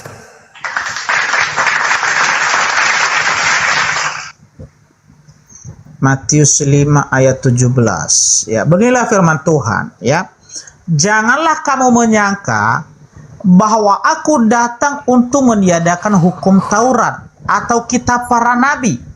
Aku datang bukan untuk meniadakannya, melainkan untuk menggenapinya. Karena aku berkata kepadamu, sesungguhnya sebelum lenyap langit dan bumi ini, satu iota atau satu titik pun tidak akan ditiadakan dari hukum Taurat sebelum semuanya terjadi. Sebelum kiamat Ya, kan? ingat ya, kalimat terakhir itu kata Tuhan Yesus sebelum semuanya terjadi. Apa yang Ya, sebelum kiamat. semuanya terjadi? Sabar dulu. Apa? Ya, Salib. sebelum semuanya terjadi di sini maksud Yesus adalah kematiannya di atas kayu salib. Oke, bisa saya buktikan itu Bang Zuma. Oke, di mana ya ketika Yesus di atas kayu salib, ya, sudah dulu, selesai. ya. Yohanes Sabar dulu. 19:30. Sabar dulu. Ada para Kristen. Allahu Akbar, Masya Allah. Lanjut. Ya. Yohanes 19 ayat 30, ya. Yesus berkata, ya, telestai, sudah selesai. Sudah selesai. Ya. Apanya yang selesai? Ya, penebusan dosa itu dan hukum-hukum Taurat itu telah tergenapi, telah dibayar lunas oleh kematian Yesus di atas kayu salib. Ya Allah, Tidak ya ada Karim. lagi yang tersisa. Itu sebelum langit Udah dan ya? bumi lenyap. Bang Zuma, Semua belum ya, Bang selesai. Zuma. Anda mengartikannya sabar dulu, Bang salib. Zuma. Ya. Terlalu Ya, panjang tadi- Anda bernarasi tapi Ya. kosong. Ya, sabar Itu dulu. hanya penipuan saja. Baca nomor Ya, 19-nya, Bang. Zuma. Oke, Bang Zuma. Dari Matius 5. Ya Allah ya. Oke, Karim. udah. Ya, baik. Ya, Bang Zuma. Boleh dengarkan saya, Bang Zuma? Saya dengarkan bualan Anda, silakan. Oke, baik. Bang Zuma telah melupakan pertanyaan saya tadi. Ya, Enggak, saya masih ingat. Kapan Saya masih nama ingat itu. YHWH itu Saya ya, masih ingat. berubah Saya masih menjadi ingat. Allah. Oke, silakan Bang Zuma. Saya masih udah ingat. banyak saya jawab pertanyaan dari Bang Qulu Zuma. amanna billah wa ma unzila ila. Udahlah. Oke. Kami beriman kepada Allah tidak berlandaskan kitab yang datang dari barat. Iman kami adalah Al-Qur'an. Qulu amanna billah wa ma unzila ilaina wa ma unzila ila Ibrahim wa Ismail wa Ishaq wa Yaqub. Kami beriman kepada Al-Quran kami. Dalilnya jelas surah Al-Baqarah ayat 146, 43, 44, 45 dan seterusnya. Bahwa yang kami sembah adalah yang disembah oleh Nabi Ibrahim. Kalau Anda menyebutnya Yod-Hifafeh, silakan ada. Hasem, silakan aja. Oke. Tapi iman kami adalah menyembah kepada pencipta langit dan bumi. Selesai kan? Sekarang kembali tadi. Pertanyaannya sekarang Bang materi. Zuma. Sudah ku jawab, Ya, kembali ke materi. Iya. Kembali ke materi. Belum terjawab Sudah itu, Bang terjawab. Zuma. Sudah Saya sudah bilang terjawab. tadi, ya siapa tahu saya bisa bersahadat. Nggak perlu. Kalau Bang Anda Zuma menggunakan bisa akal sehat, menjelaskan baru bisa sama masuk saya. Islam. Kan begitu kan? Dasar pijakan kami adalah Al-Quran. Al-Quran kami menerangkan kami beriman kepada Tuhannya Nabi Ibrahim, Ismail, Ishak, Yakub, dan keturunan beliau serta Nabi Musa dan Nabi Isa. Selesai. Musa. Wa nahnu lahu muslimun. Musa Percaya sama dan Musa Nabi enggak? Isa alaihi salam. Percaya. Nabi untuk sekarang Bani Israel. pertanyaannya, nama sesembahan Musa apa? Allah. Al-Quran mengatakan itu. Allah. Nah, itu dari bahasa mana? Allah itu dari bahasa mana? Itu nama Tuhan, bukan bahasa. Itu nama Iya, Tuhan. Allah itu dari bahasa apa? Anda akan ribut di sini. Anda akan ribut di sini untuk lari meninggalkan materi. Enggak, kita kembali ke materi nanti. Kita kan bahas dua arah dong. Jangan hanya satu arah aja. Salib Iya kan? yang dibahas kalau dua arah. Islam berbicara salib, bukan berbicara tentang nama Iya, Allah. Kan nggak begitu. apa-apa. Jadi Ini kan senjata Anda kita untuk selesaikan lari. dulu. Nah, Ya, ini Allah justru itu yang dari harus bahasa diselesaikan. mana? Allah bukan bahasa Arab, bukan bahasa Indonesia, bukan bahasa. Allah itu nama. Seperti Devi itu bukan bahasa, Devi itu nama, tanda pengenal, identitas pribadi. Oke. YHWH itu dari bahasa apa? YHWH dari bahasa apa? Itu kitabnya orang, itu kitabnya Yahudi. Yahudi mengenal Tuhan pencipta langit dan bumi dengan sebutan Yod-Hifafeh. Apa hubungannya dengan Al-Quran? Coba. Sama, Bung. Sama. Yahudi berbahasa apa? Yahudi itu bahasanya apa? Yahudi menggunakan bahasa Ibrani. Ini sudah mau lari ini. Berarti semua orang tahu Ibrani orang Yahudi. itu Ya Allah, di ya Ibrani nama Tuhannya adalah YHWH, iya kan? Iya, terus apa masalahnya? Adonai. Apa masalahnya? Apa Apa masalahnya? kaitannya dengan Allah? Apa kaitannya Kalau dengan Anda Allah? kalau Anda mengatakan tidak ada kaitannya, selesai, nggak ada kaitannya. Terus masalahnya Oke. apa? Nah, Ini terus dengarkan masalahnya ya. apa? Ah, Bang Zuma telah mengakui bahwa nggak ada kaitannya YHWH dengan Allah. Oke. Oke? Selesai, ya? selesai kan? Selesai. Oke. Ya, selesai. Oke. Kembali ke tema. Mantap. Ya, Oke, kembali ke silakan. tema. Kembali ke tema. Di kejadian 17, di kejadian 17, di kejadian Oke. 17, di situ dikatakan bahwa aku akan mengadakan perjanjian kekal antara engkau Abraham, antara engkau Ismail dan keturunanmu secara turun-temurun. Bahwa aku akan menjadi Tuhanmu secara turun-temurun. Itu perjanjian kekal. Bisa nggak Anda merubah itu? Perjanjian kekal Tuhan Abraham dengan keturunannya, apakah Anda bisa rubah? Bisa? Yang mengubah itu bukan manusia. Oke? Karena Bisa nggak Anda Yesus rubah? lah yang ya. Enggak ada dari Yesus, enggak ada Yesus di kejadian, enggak ada Yesus. Ini kita sedang membahas Aduh. tentang Abraham, anak-anaknya dan keturunannya. Kenapa Yesus Anda mau Ya. bawa? Ketika Oke, udah. berbicara kejadian 17, di situ ada perjanjian kekal. Apa perjanjian kekal Oke. Tuhan? Ada dua di sana. Perjanjian kekalnya adalah bahwa Tuhan Elohim akan menjadi sembahan keturunannya. Itu perjanjian kekal. Keturunan siapa yang akan menjadikan Tuhannya Abraham menjadi sembahan? Keturunan Abraham. Dari Ismail, dari Ishak. Catat itu baik-baik. Oke. Jadi keturunan Abraham, jangan oke-oke doang, tapi tidak masuk di sini. Dengarkan saya ulang lagi. Dengarkan saya, Bang. Kejang Bang. Santai aja Bang Zuma, santai aja, jangan marah-marah. Bukan. Oh. Saya memang, loh, kok jadi marah? Kok jadi marah? Oke, Saya memang begitu. santai ya. Saya memang Senyum begitu. dulu dong. Senyum Saya dulu juga dong. memang begitu. Oke ya. Silakan. Anda mau Lanjut. lari dari tema, Anda mau lari dari tema. Enggak lari, Anda enggak lari. ketakutan, Anda ketakutan. Enggak. Kelihatan Saya sekali. enggak pernah ketakutan Bang Zuma. Saya Ya, enggak terus pernah kenapa ketakutan lari sama ke situ? siapapun. Oke. Kenapa Oke, lari ke silakan. situ? Kalau cuma modal ngomong, memang orang gila memang nggak ada Oke, takutnya sama silakan. setan sekalipun. Paham itu? Iya. Orang gila diancam peluru di kepala nggak ada takut-takutnya.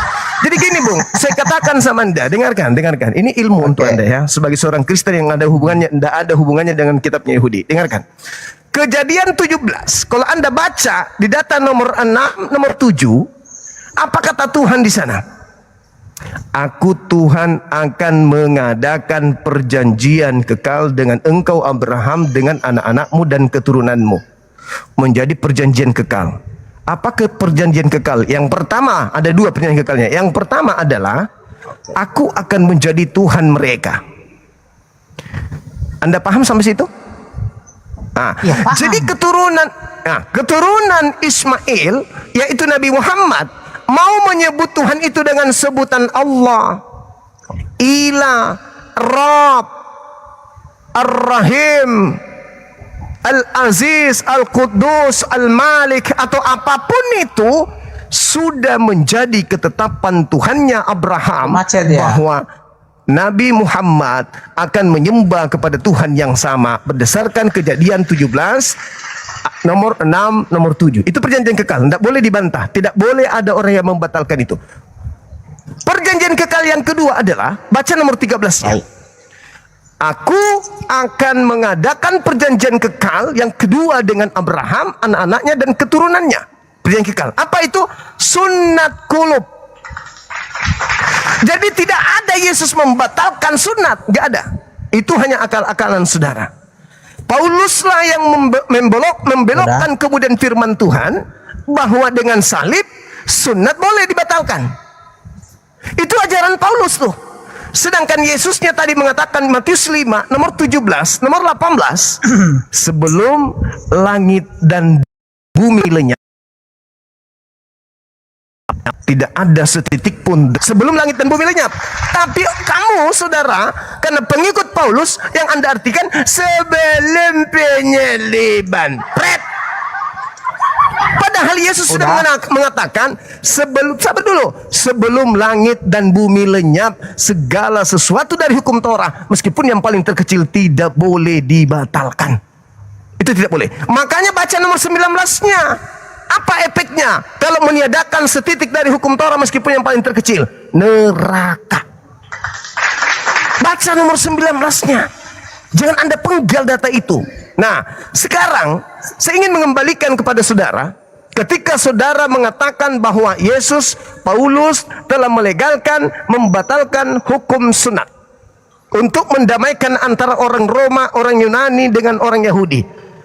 Coba Anda lihat betapa dahsyatnya penyesatan yang dilakukan oleh agama saudara dengan menuduh Yesus yang tidak-tidak. Anda lihat, makanya yang disalib itu bukan dia. Anda lihat di dalam KPR 21 nomor 15 sampai nomor 26. Paulus bertaubat dari melarang orang bersunat. Jedar. Udah? Jangan juga bilang sudah.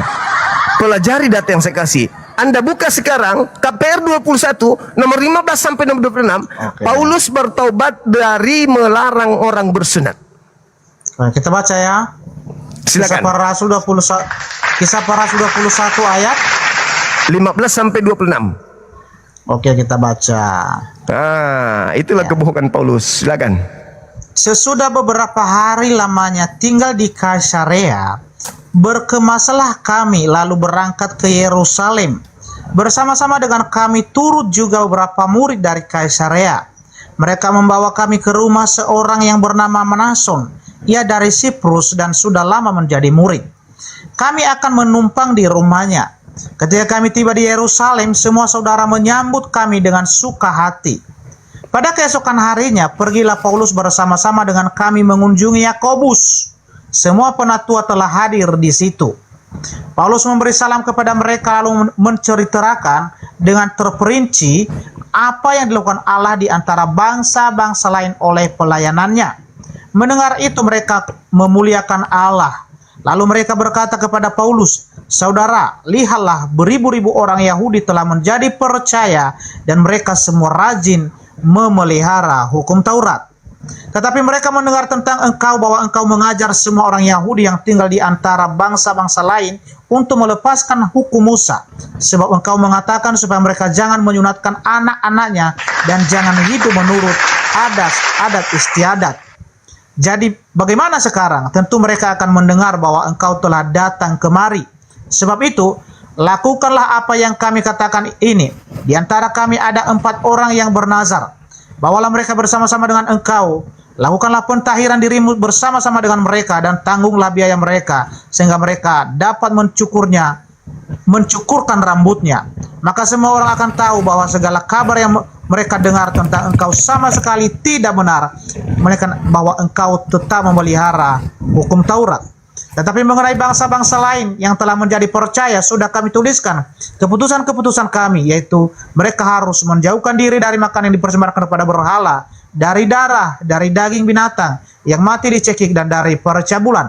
Maka pada hari berikutnya, Paulus membawa orang-orang itu serta dengan dia, dan ia mentahirkan diri bersama-sama dengan mereka, lalu masuk ke bait Allah untuk memberitahukan bila mana pentahiran akan selesai dan persembahan akan mempersembahkan untuk mereka masing-masing. Ya, apa pertanyaan Bang Zuma di sini? Paulus bertaubat dari mengajarkan orang di luar sana untuk tidak bersunat sebagaimana Galatia 5 nomor 2. Bila engkau menyunatkan dirimu, maka Yesus Kristus tidak berguna bagimu. Ternyata setelah kembali ke Yerusalem, dia bertaubat dengan mempersembahkan persembahan dan mentahirkan diri. Jedar. Udah Bang Zuma? Udah. Oke, begini. Ya. Rasul Paulus di sini bukan dia bertobat. Bedakan pentahiran antara bertobat, Bang Zuma. Ya. Pentahiran itu artinya dibasuh. Ya, dibasuh dengan air. Ya. Kenapa orang-orang bisa? yang dianggap najis, yang dianggap najis. sudah cemar, itu ditahirkan cemar. dengan air. Ditahirkan. Oke, sabar ya. Sabar ya. Kenapa? Ya, kenapa mereka, sabar dulu Bang Zuma. Kenapa mereka memerintahkan Rasul Paulus pada saat itu untuk mentahirkan diri? Karena mereka anggap Rasul Paulus itu telah cemar. Ya, karena sudah lama dia Ya, sabar dulu. Karena dia sudah lama ya tinggal di tengah-tengah bangsa yang di luar dari Yahudi atau orang-orang Yunani pada saat itu. Ya, jadi hukum adat istiadat Yahudi itu, kalaulah orang Yahudi bergabung dengan orang Yunani itu dianggap sudah cemar. Ya. Maka ketika bergabung dengan rasul-rasul pada saat itu karena dia sudah dianggap cemar oleh memberitakan kebenaran atau diam di antara orang-orang Yunani. Sabar dulu Bang Zuma. Sabar dulu. Ya, sabar dulu. Masih lanjut kita atau enggak? Masih lanjut atau enggak Bang Zuma? Udah, istirahat. Udah Abang Depi hebat. Udah Bang. Udah. Gak mau dengarkan ini kan? Gak sanggup mendengarkan ini kan? Iya. Kacau. Boleh saya jelaskan enggak? Udah. Enggak boleh saya jelaskan enggak? Anda mengatakan Paulus ditahirkan karena bergabung bersama dengan orang Yunani. Padahal dia ditahirkan gegara dia melarang orang bersunat. Udah. Boleh saya jelaskan enggak? Allah. Ya silakan Anda kaburkan lagi. Inilah. Ya, lihat teman-teman siapa yang kabur nanti ya. Lihat siapa yang kabur ya. Saya atau Bang Zuma nanti ya. Lihat ya. Saksikan aja ini ya. Ini saksikan jalan diskusinya ya. KPR 21 ini, pentahiran ini disebabkan karena dia melarang orang bersunat, betul? Iya, karena dia di situ dianggap sudah cemar. Oke. Karena bukan cemar, bukan karena dia melanggar hukum Taurat. Meminta dan mengajarkan orang di luar sana untuk tidak bersunat, untuk melepaskan hukum Musa, betul? Iya, boleh saya jelaskan itu Bang Zuma? Boleh saya jelaskan itu? Boleh saya jelaskan enggak? Tadi Anda mengatakan, sabar Bang, sebelum Anda menjelaskan. Tadi Anda mengatakan dengan matinya Yesus disalib, sunat tidak berlaku lagi, betul? Iya. Nah, terus kenapa dia bertobat setelah dia diajarkan oleh orang-orang Yahudi tua-tua di sana untuk mentahirkan dirinya dari mengajarkan tidak bersunat? Kenapa dia ikut-ikutan bertobat? Bedakan Bang Zuma, ditahirkan dengan bertobat. Bang Zuma tidak bisa membedakan ini loh. Inilah masalahnya itu. Ditahirkan itu adalah orang yang sudah kena kotoran, dosa atau najis atau sesuatu yang haram, maka dia ditahirkan. Ketika orang itu mau ditahirkan, berarti dia mengakui bahwa tadinya dia salah, betul? Iya. Nah, berarti salah ketika Paulus mengajarkan untuk jangan bersunat. Salah atau tidak? Udah. Boleh saya jelaskan salah atau tidak?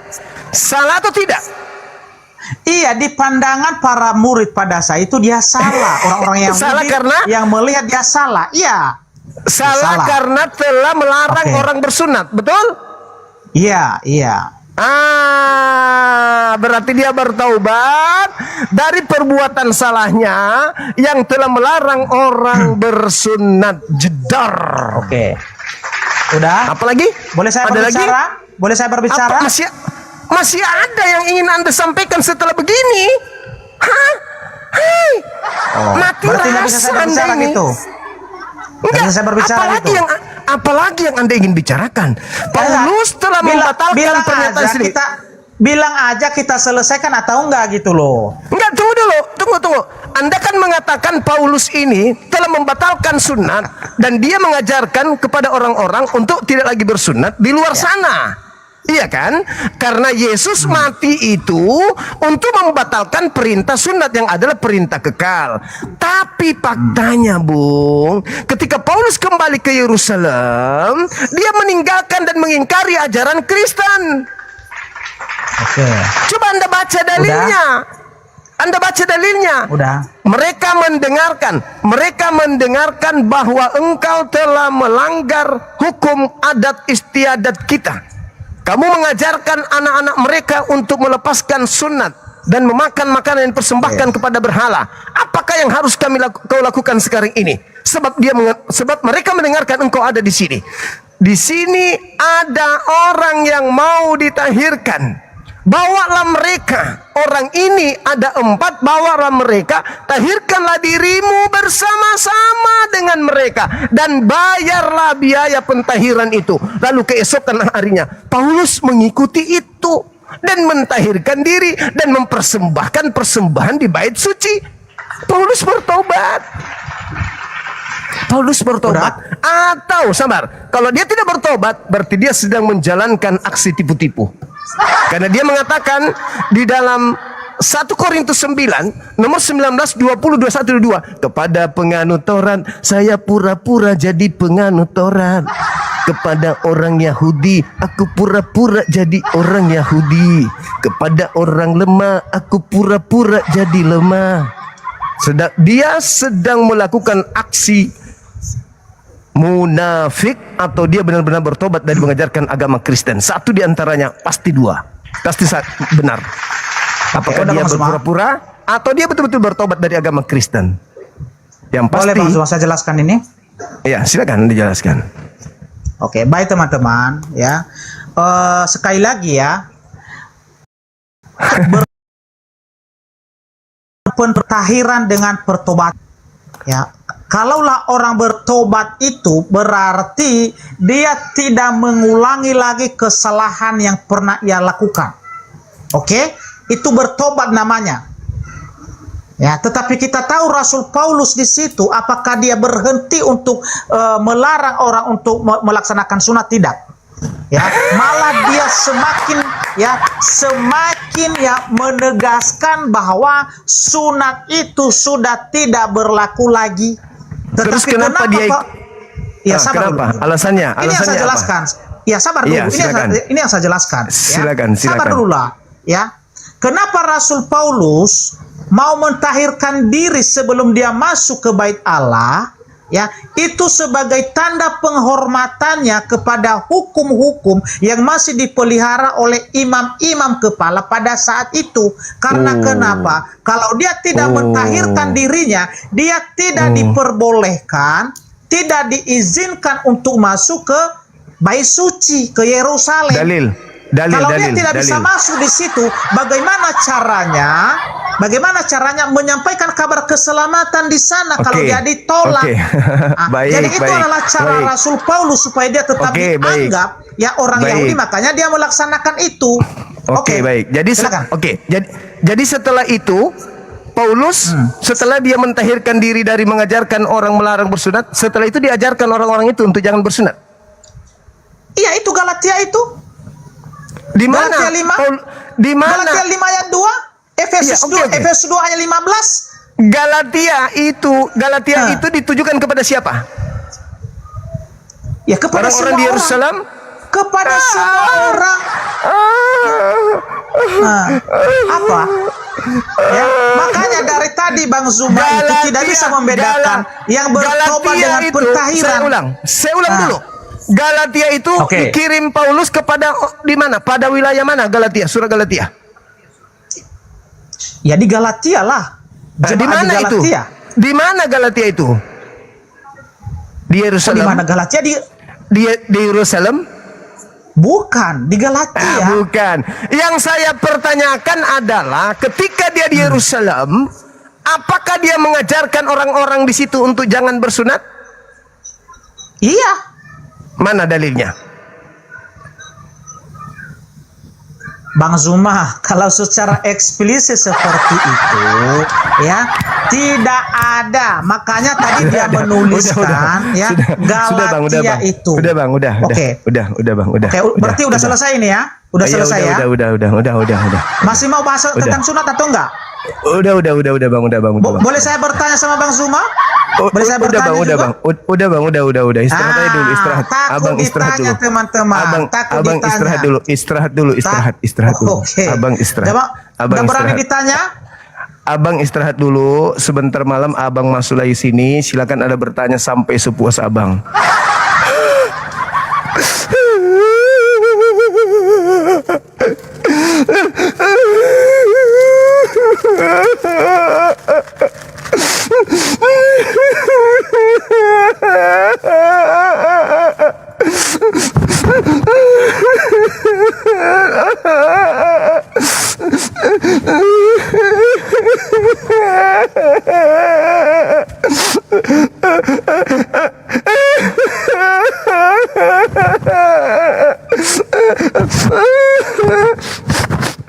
warung. Kobe.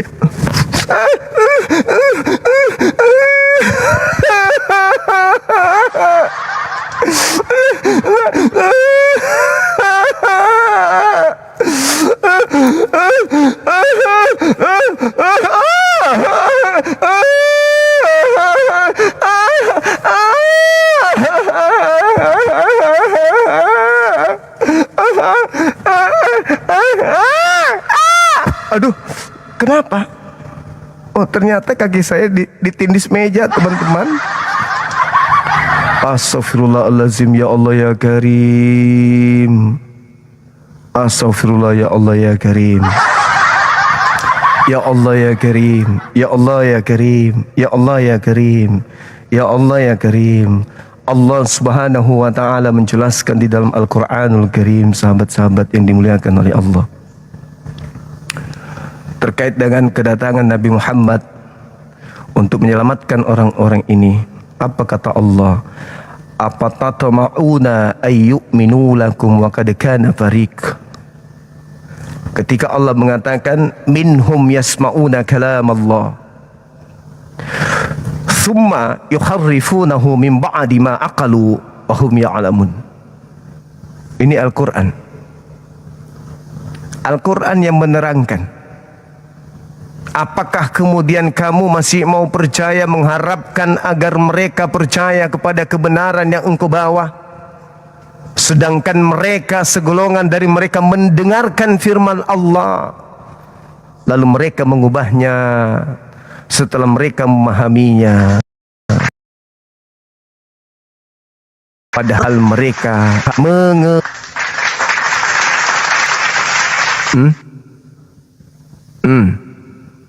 Itu kata Al-Quran. Apakah kalian masih mengharapkan mereka percaya kepada kalian? Masih. Padahal mereka telah mendengarkan firman Allah. Mereka tahu. Menurut pemahaman mereka, kitabnya Yahudi itu adalah firman Tuhan. Mereka dengarkan. Mereka tahu itu. Mereka paham itu. Tapi setelah mereka mendengarkan, mereka merubahnya. Tadi dengan gagah berani dia mengatakan hukum Taurat itu hanya untuk Bani Israel. Lalu kemudian dia mengajarkan Yesus mati disalib untuk menghapuskan hukum sunat. Lalu Paulus yang mengajarkan pula di dalam kitabnya Galatia 5 tadi, bahwa ketika Yesus, Efesus 2 nomor 15, ketika Yesus mati di atas tiang salib, Yesus telah membatalkan segala hukum Taurat dengan segala perintah yang ada di dalamnya. Benarkah itu adalah sebuah kebenaran? Mari kita uji. Kita kasih KPR 21 nomor 15 sampai nomor 26. Rupa-rupanya Paulus bertaubat dari mengajarkan tidak bersunat. Dengan kata lain, Paulus bertobat dari ajaran Kristen yang dia ajarkan sendiri. Saudara-saudara, sahabat-sahabat dimanapun berada, alhamdulillah kita sudah menyelesaikan tugas kita untuk menyeru kepada manusia menyampaikan kebenaran yang Allah sampaikan kepada baginda Rasulullah Muhammad SAW, dan kita umatnya diminta untuk melanjutkan misi itu. Ud'u ila sabili rabbika bil hikmah. Ini perintah nyata bagi kita, bukan? Seorang pendeta, seorang pastor digulung dengan Bible itu sendiri. Ya, perjanjian kekal Allah kepada Bani Israel, kepada Nabi Abraham, yang mengikat sebagai perjanjian kekal itu ada dua. Kejadian 17 tertulis dengan jelas di sana. Perjanjian kekalnya adalah bahwa aku akan menjadi sembahanmu Abraham, sembahan anak-anakmu, sembahan keturunanmu secara turun-temurun. Jadi kekuatan apapun yang akan menghalangi bahwa kita tidak menyembah kepada Tuhan yang Abraham itu bohong, karena kitabnya mereka sendiri yang diambil dari agama Yahudi menerangkan dengan sangat jelas itu adalah perjanjian kekal, tidak bisa dibantah. Kecuali mereka membantah Tuhan yang datang kepada Abraham alaihissalam. Perjanjian kekal yang kedua adalah sunat. Ini yang menjadi masalah ini. Perjanjian kekal, aku akan menjadi Tuhanmu, wahai Abraham, Tuhan anak-anakmu secara turun-temurun. Mereka menggantikan Tuhan Abraham dengan anak orang yang keluar dari kubur. Padahal perjanjian kekalnya, aku akan menjadi Tuhanmu secara turun-temurun. Tapi mereka kemudian mengajarkan untuk menyembah kepada Tuhan lain. Yang kedua, perjanjian kekal adalah sunat. Lalu mereka mengajarkan tidak bersunat. Inilah yang dikatakan oleh Yesus, kitabnya itu sendiri, bahwasanya 2 kali lebih jahat daripada orang Farisi. Engkau akan mentobatkan orang menjadi pengikut agamamu, dan setelah menjadi pengikutmu kau jadikan orang neraka, dan 2 kali lebih jahat daripada engkau sendiri. Inilah kejahatan yang nyata. Bagi kita, kejahatan yang dimaksud oleh Yesus di dalam pernyataan-pernyataan yang ada di Bible itu, inilah salah satunya. Salah satu daripada apa yang kemudian ditorehkan oleh Yesus, bahwa 2 kali lebih jahat pengikut orang Farisi itu daripada orang Farisi itu sendiri. Kenapa bisa demikian? Al-Quran yang saya bacakan tadi, sahabat yang dimuliakan oleh Allah, mereka mengubahnya, kata Allah. Surah Al-Baqarah ayat 75. Mereka merubah. Nah, ketika dia datang ke Yerusalem, apa yang harus kau lakukan ini? Orang-orang mendengarkan kau sudah merubah hukum Musa. Kau mengajak mereka meninggalkan tradisi kita. Apa yang harus kamu lakukan? Ada 4 orang yang sedang bernazar. Bayarkan nazar mereka dan ikutlah dan tahirkanlah dirimu. Dia mengatakan pertobatan dan pentahiran itu adalah beda.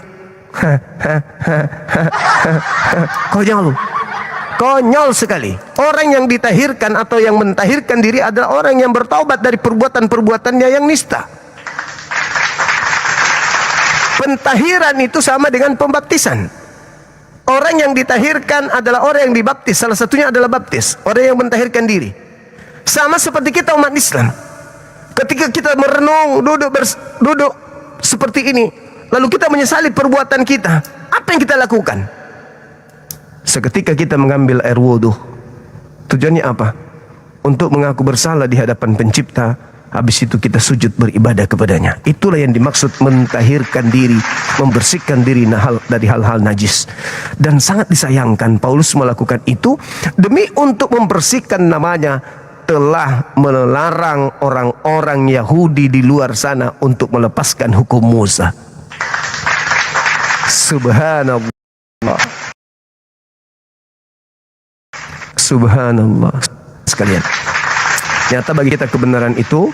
Mudah-mudahan materi ini bisa menggugah perasaan teman-teman kita non-muslim yang masih bisa disembuhkan, ya, masih bisa kemudian kembali kepada jalan yang benar.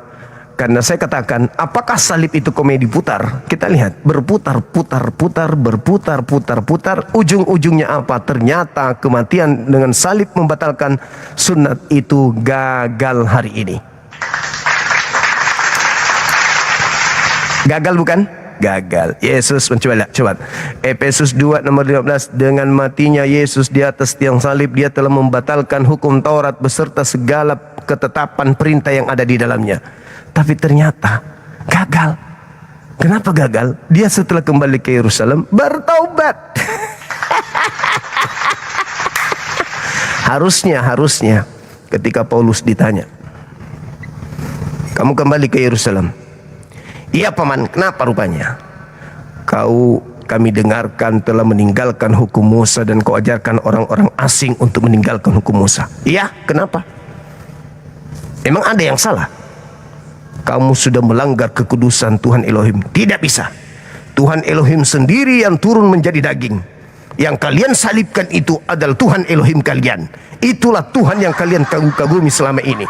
Yang kalian salib 30 tahun yang lalu, itulah Elohim yang turun dilahirkan oleh Maria.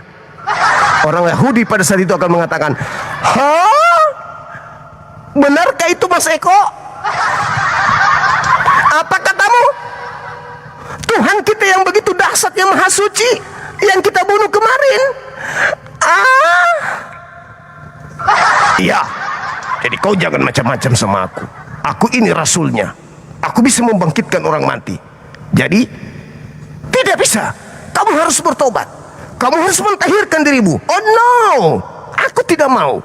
Aku tidak mau mentahirkan diriku. Karena apa yang kusampaikan itu adalah firman Tuhan. Apa yang aku ajarkan orang lain untuk melepaskan Taurat itu adalah kebenaran. Kenapa pula kau melarang aku?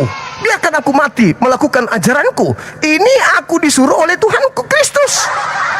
Enggak bisa. Kau harus mentahirkan diri. Sorry aku nggak mau. Karena yang aku ajarkan adalah kebenaran. Yang aku ajarkan adalah keselamatan. Tidak ada keselamatan kalau tidak mengikuti ajaranku. Tidak bisa. Kamu harus mentahirkan diri. Ada 4 orang, kau harus tahirkan juga. Bayarkan uangnya. Aku nggak mau.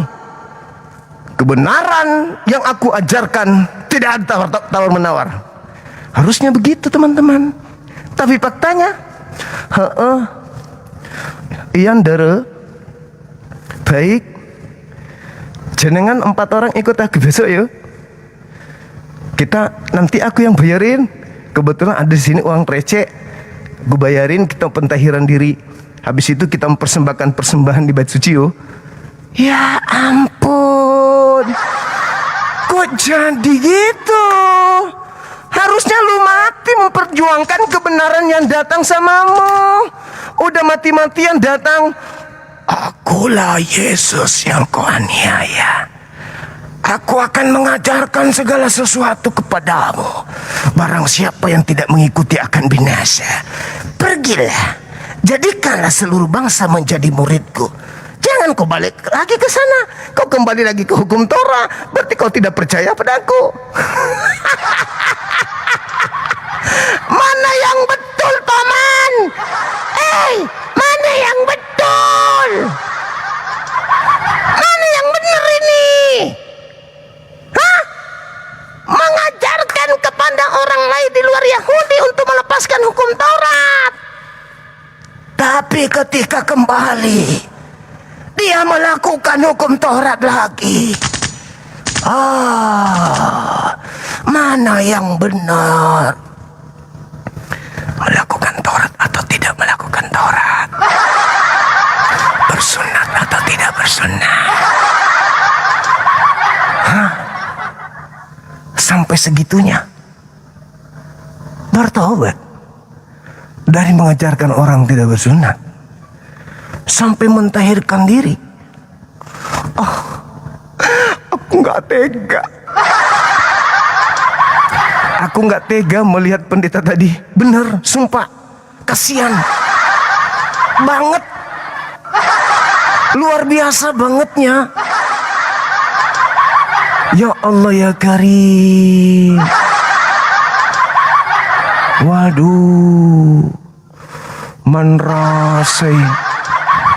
Jadi sekira gitu teman-teman sekalian. Ini adalah sesuatu penggambaran. Masya Allah, barakallahu fiik.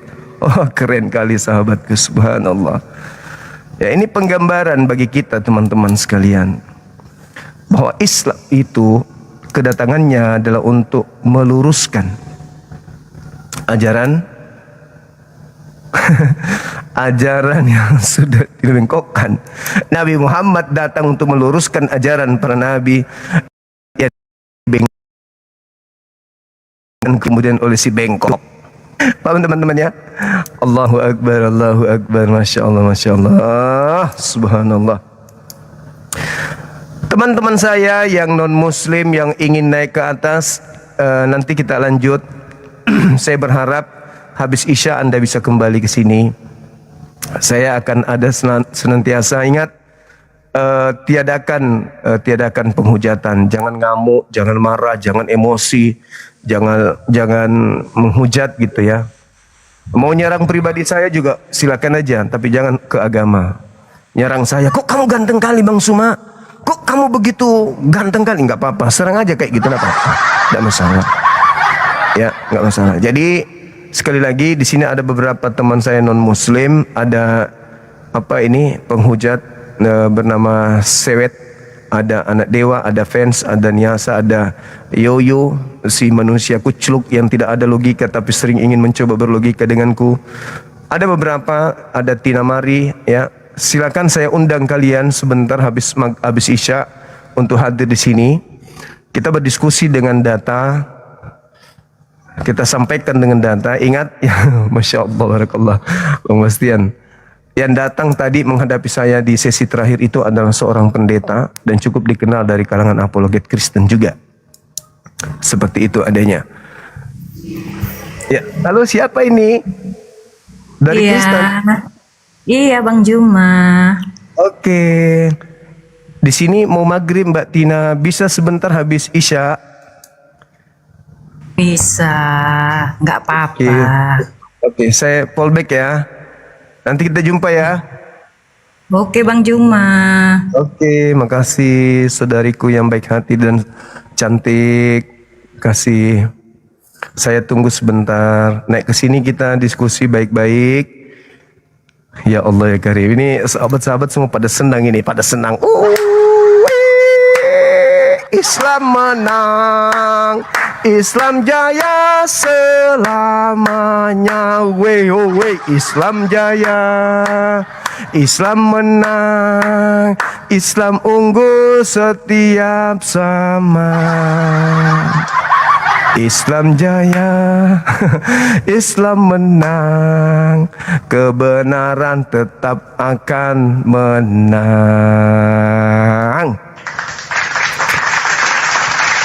Masya Allah, inilah keuntungannya menggunakan ya sosial media, dan inilah keuntungannya kenapa orang-orang berapologet Islam itu memiliki keistimewaan, karena menghadapi langsung orang-orang kufar, berhadapan langsung dengan orang kufar, memberikan kemudian sajian-sajian ilmu berdasarkan Al-Quran dan Bible itu sendiri.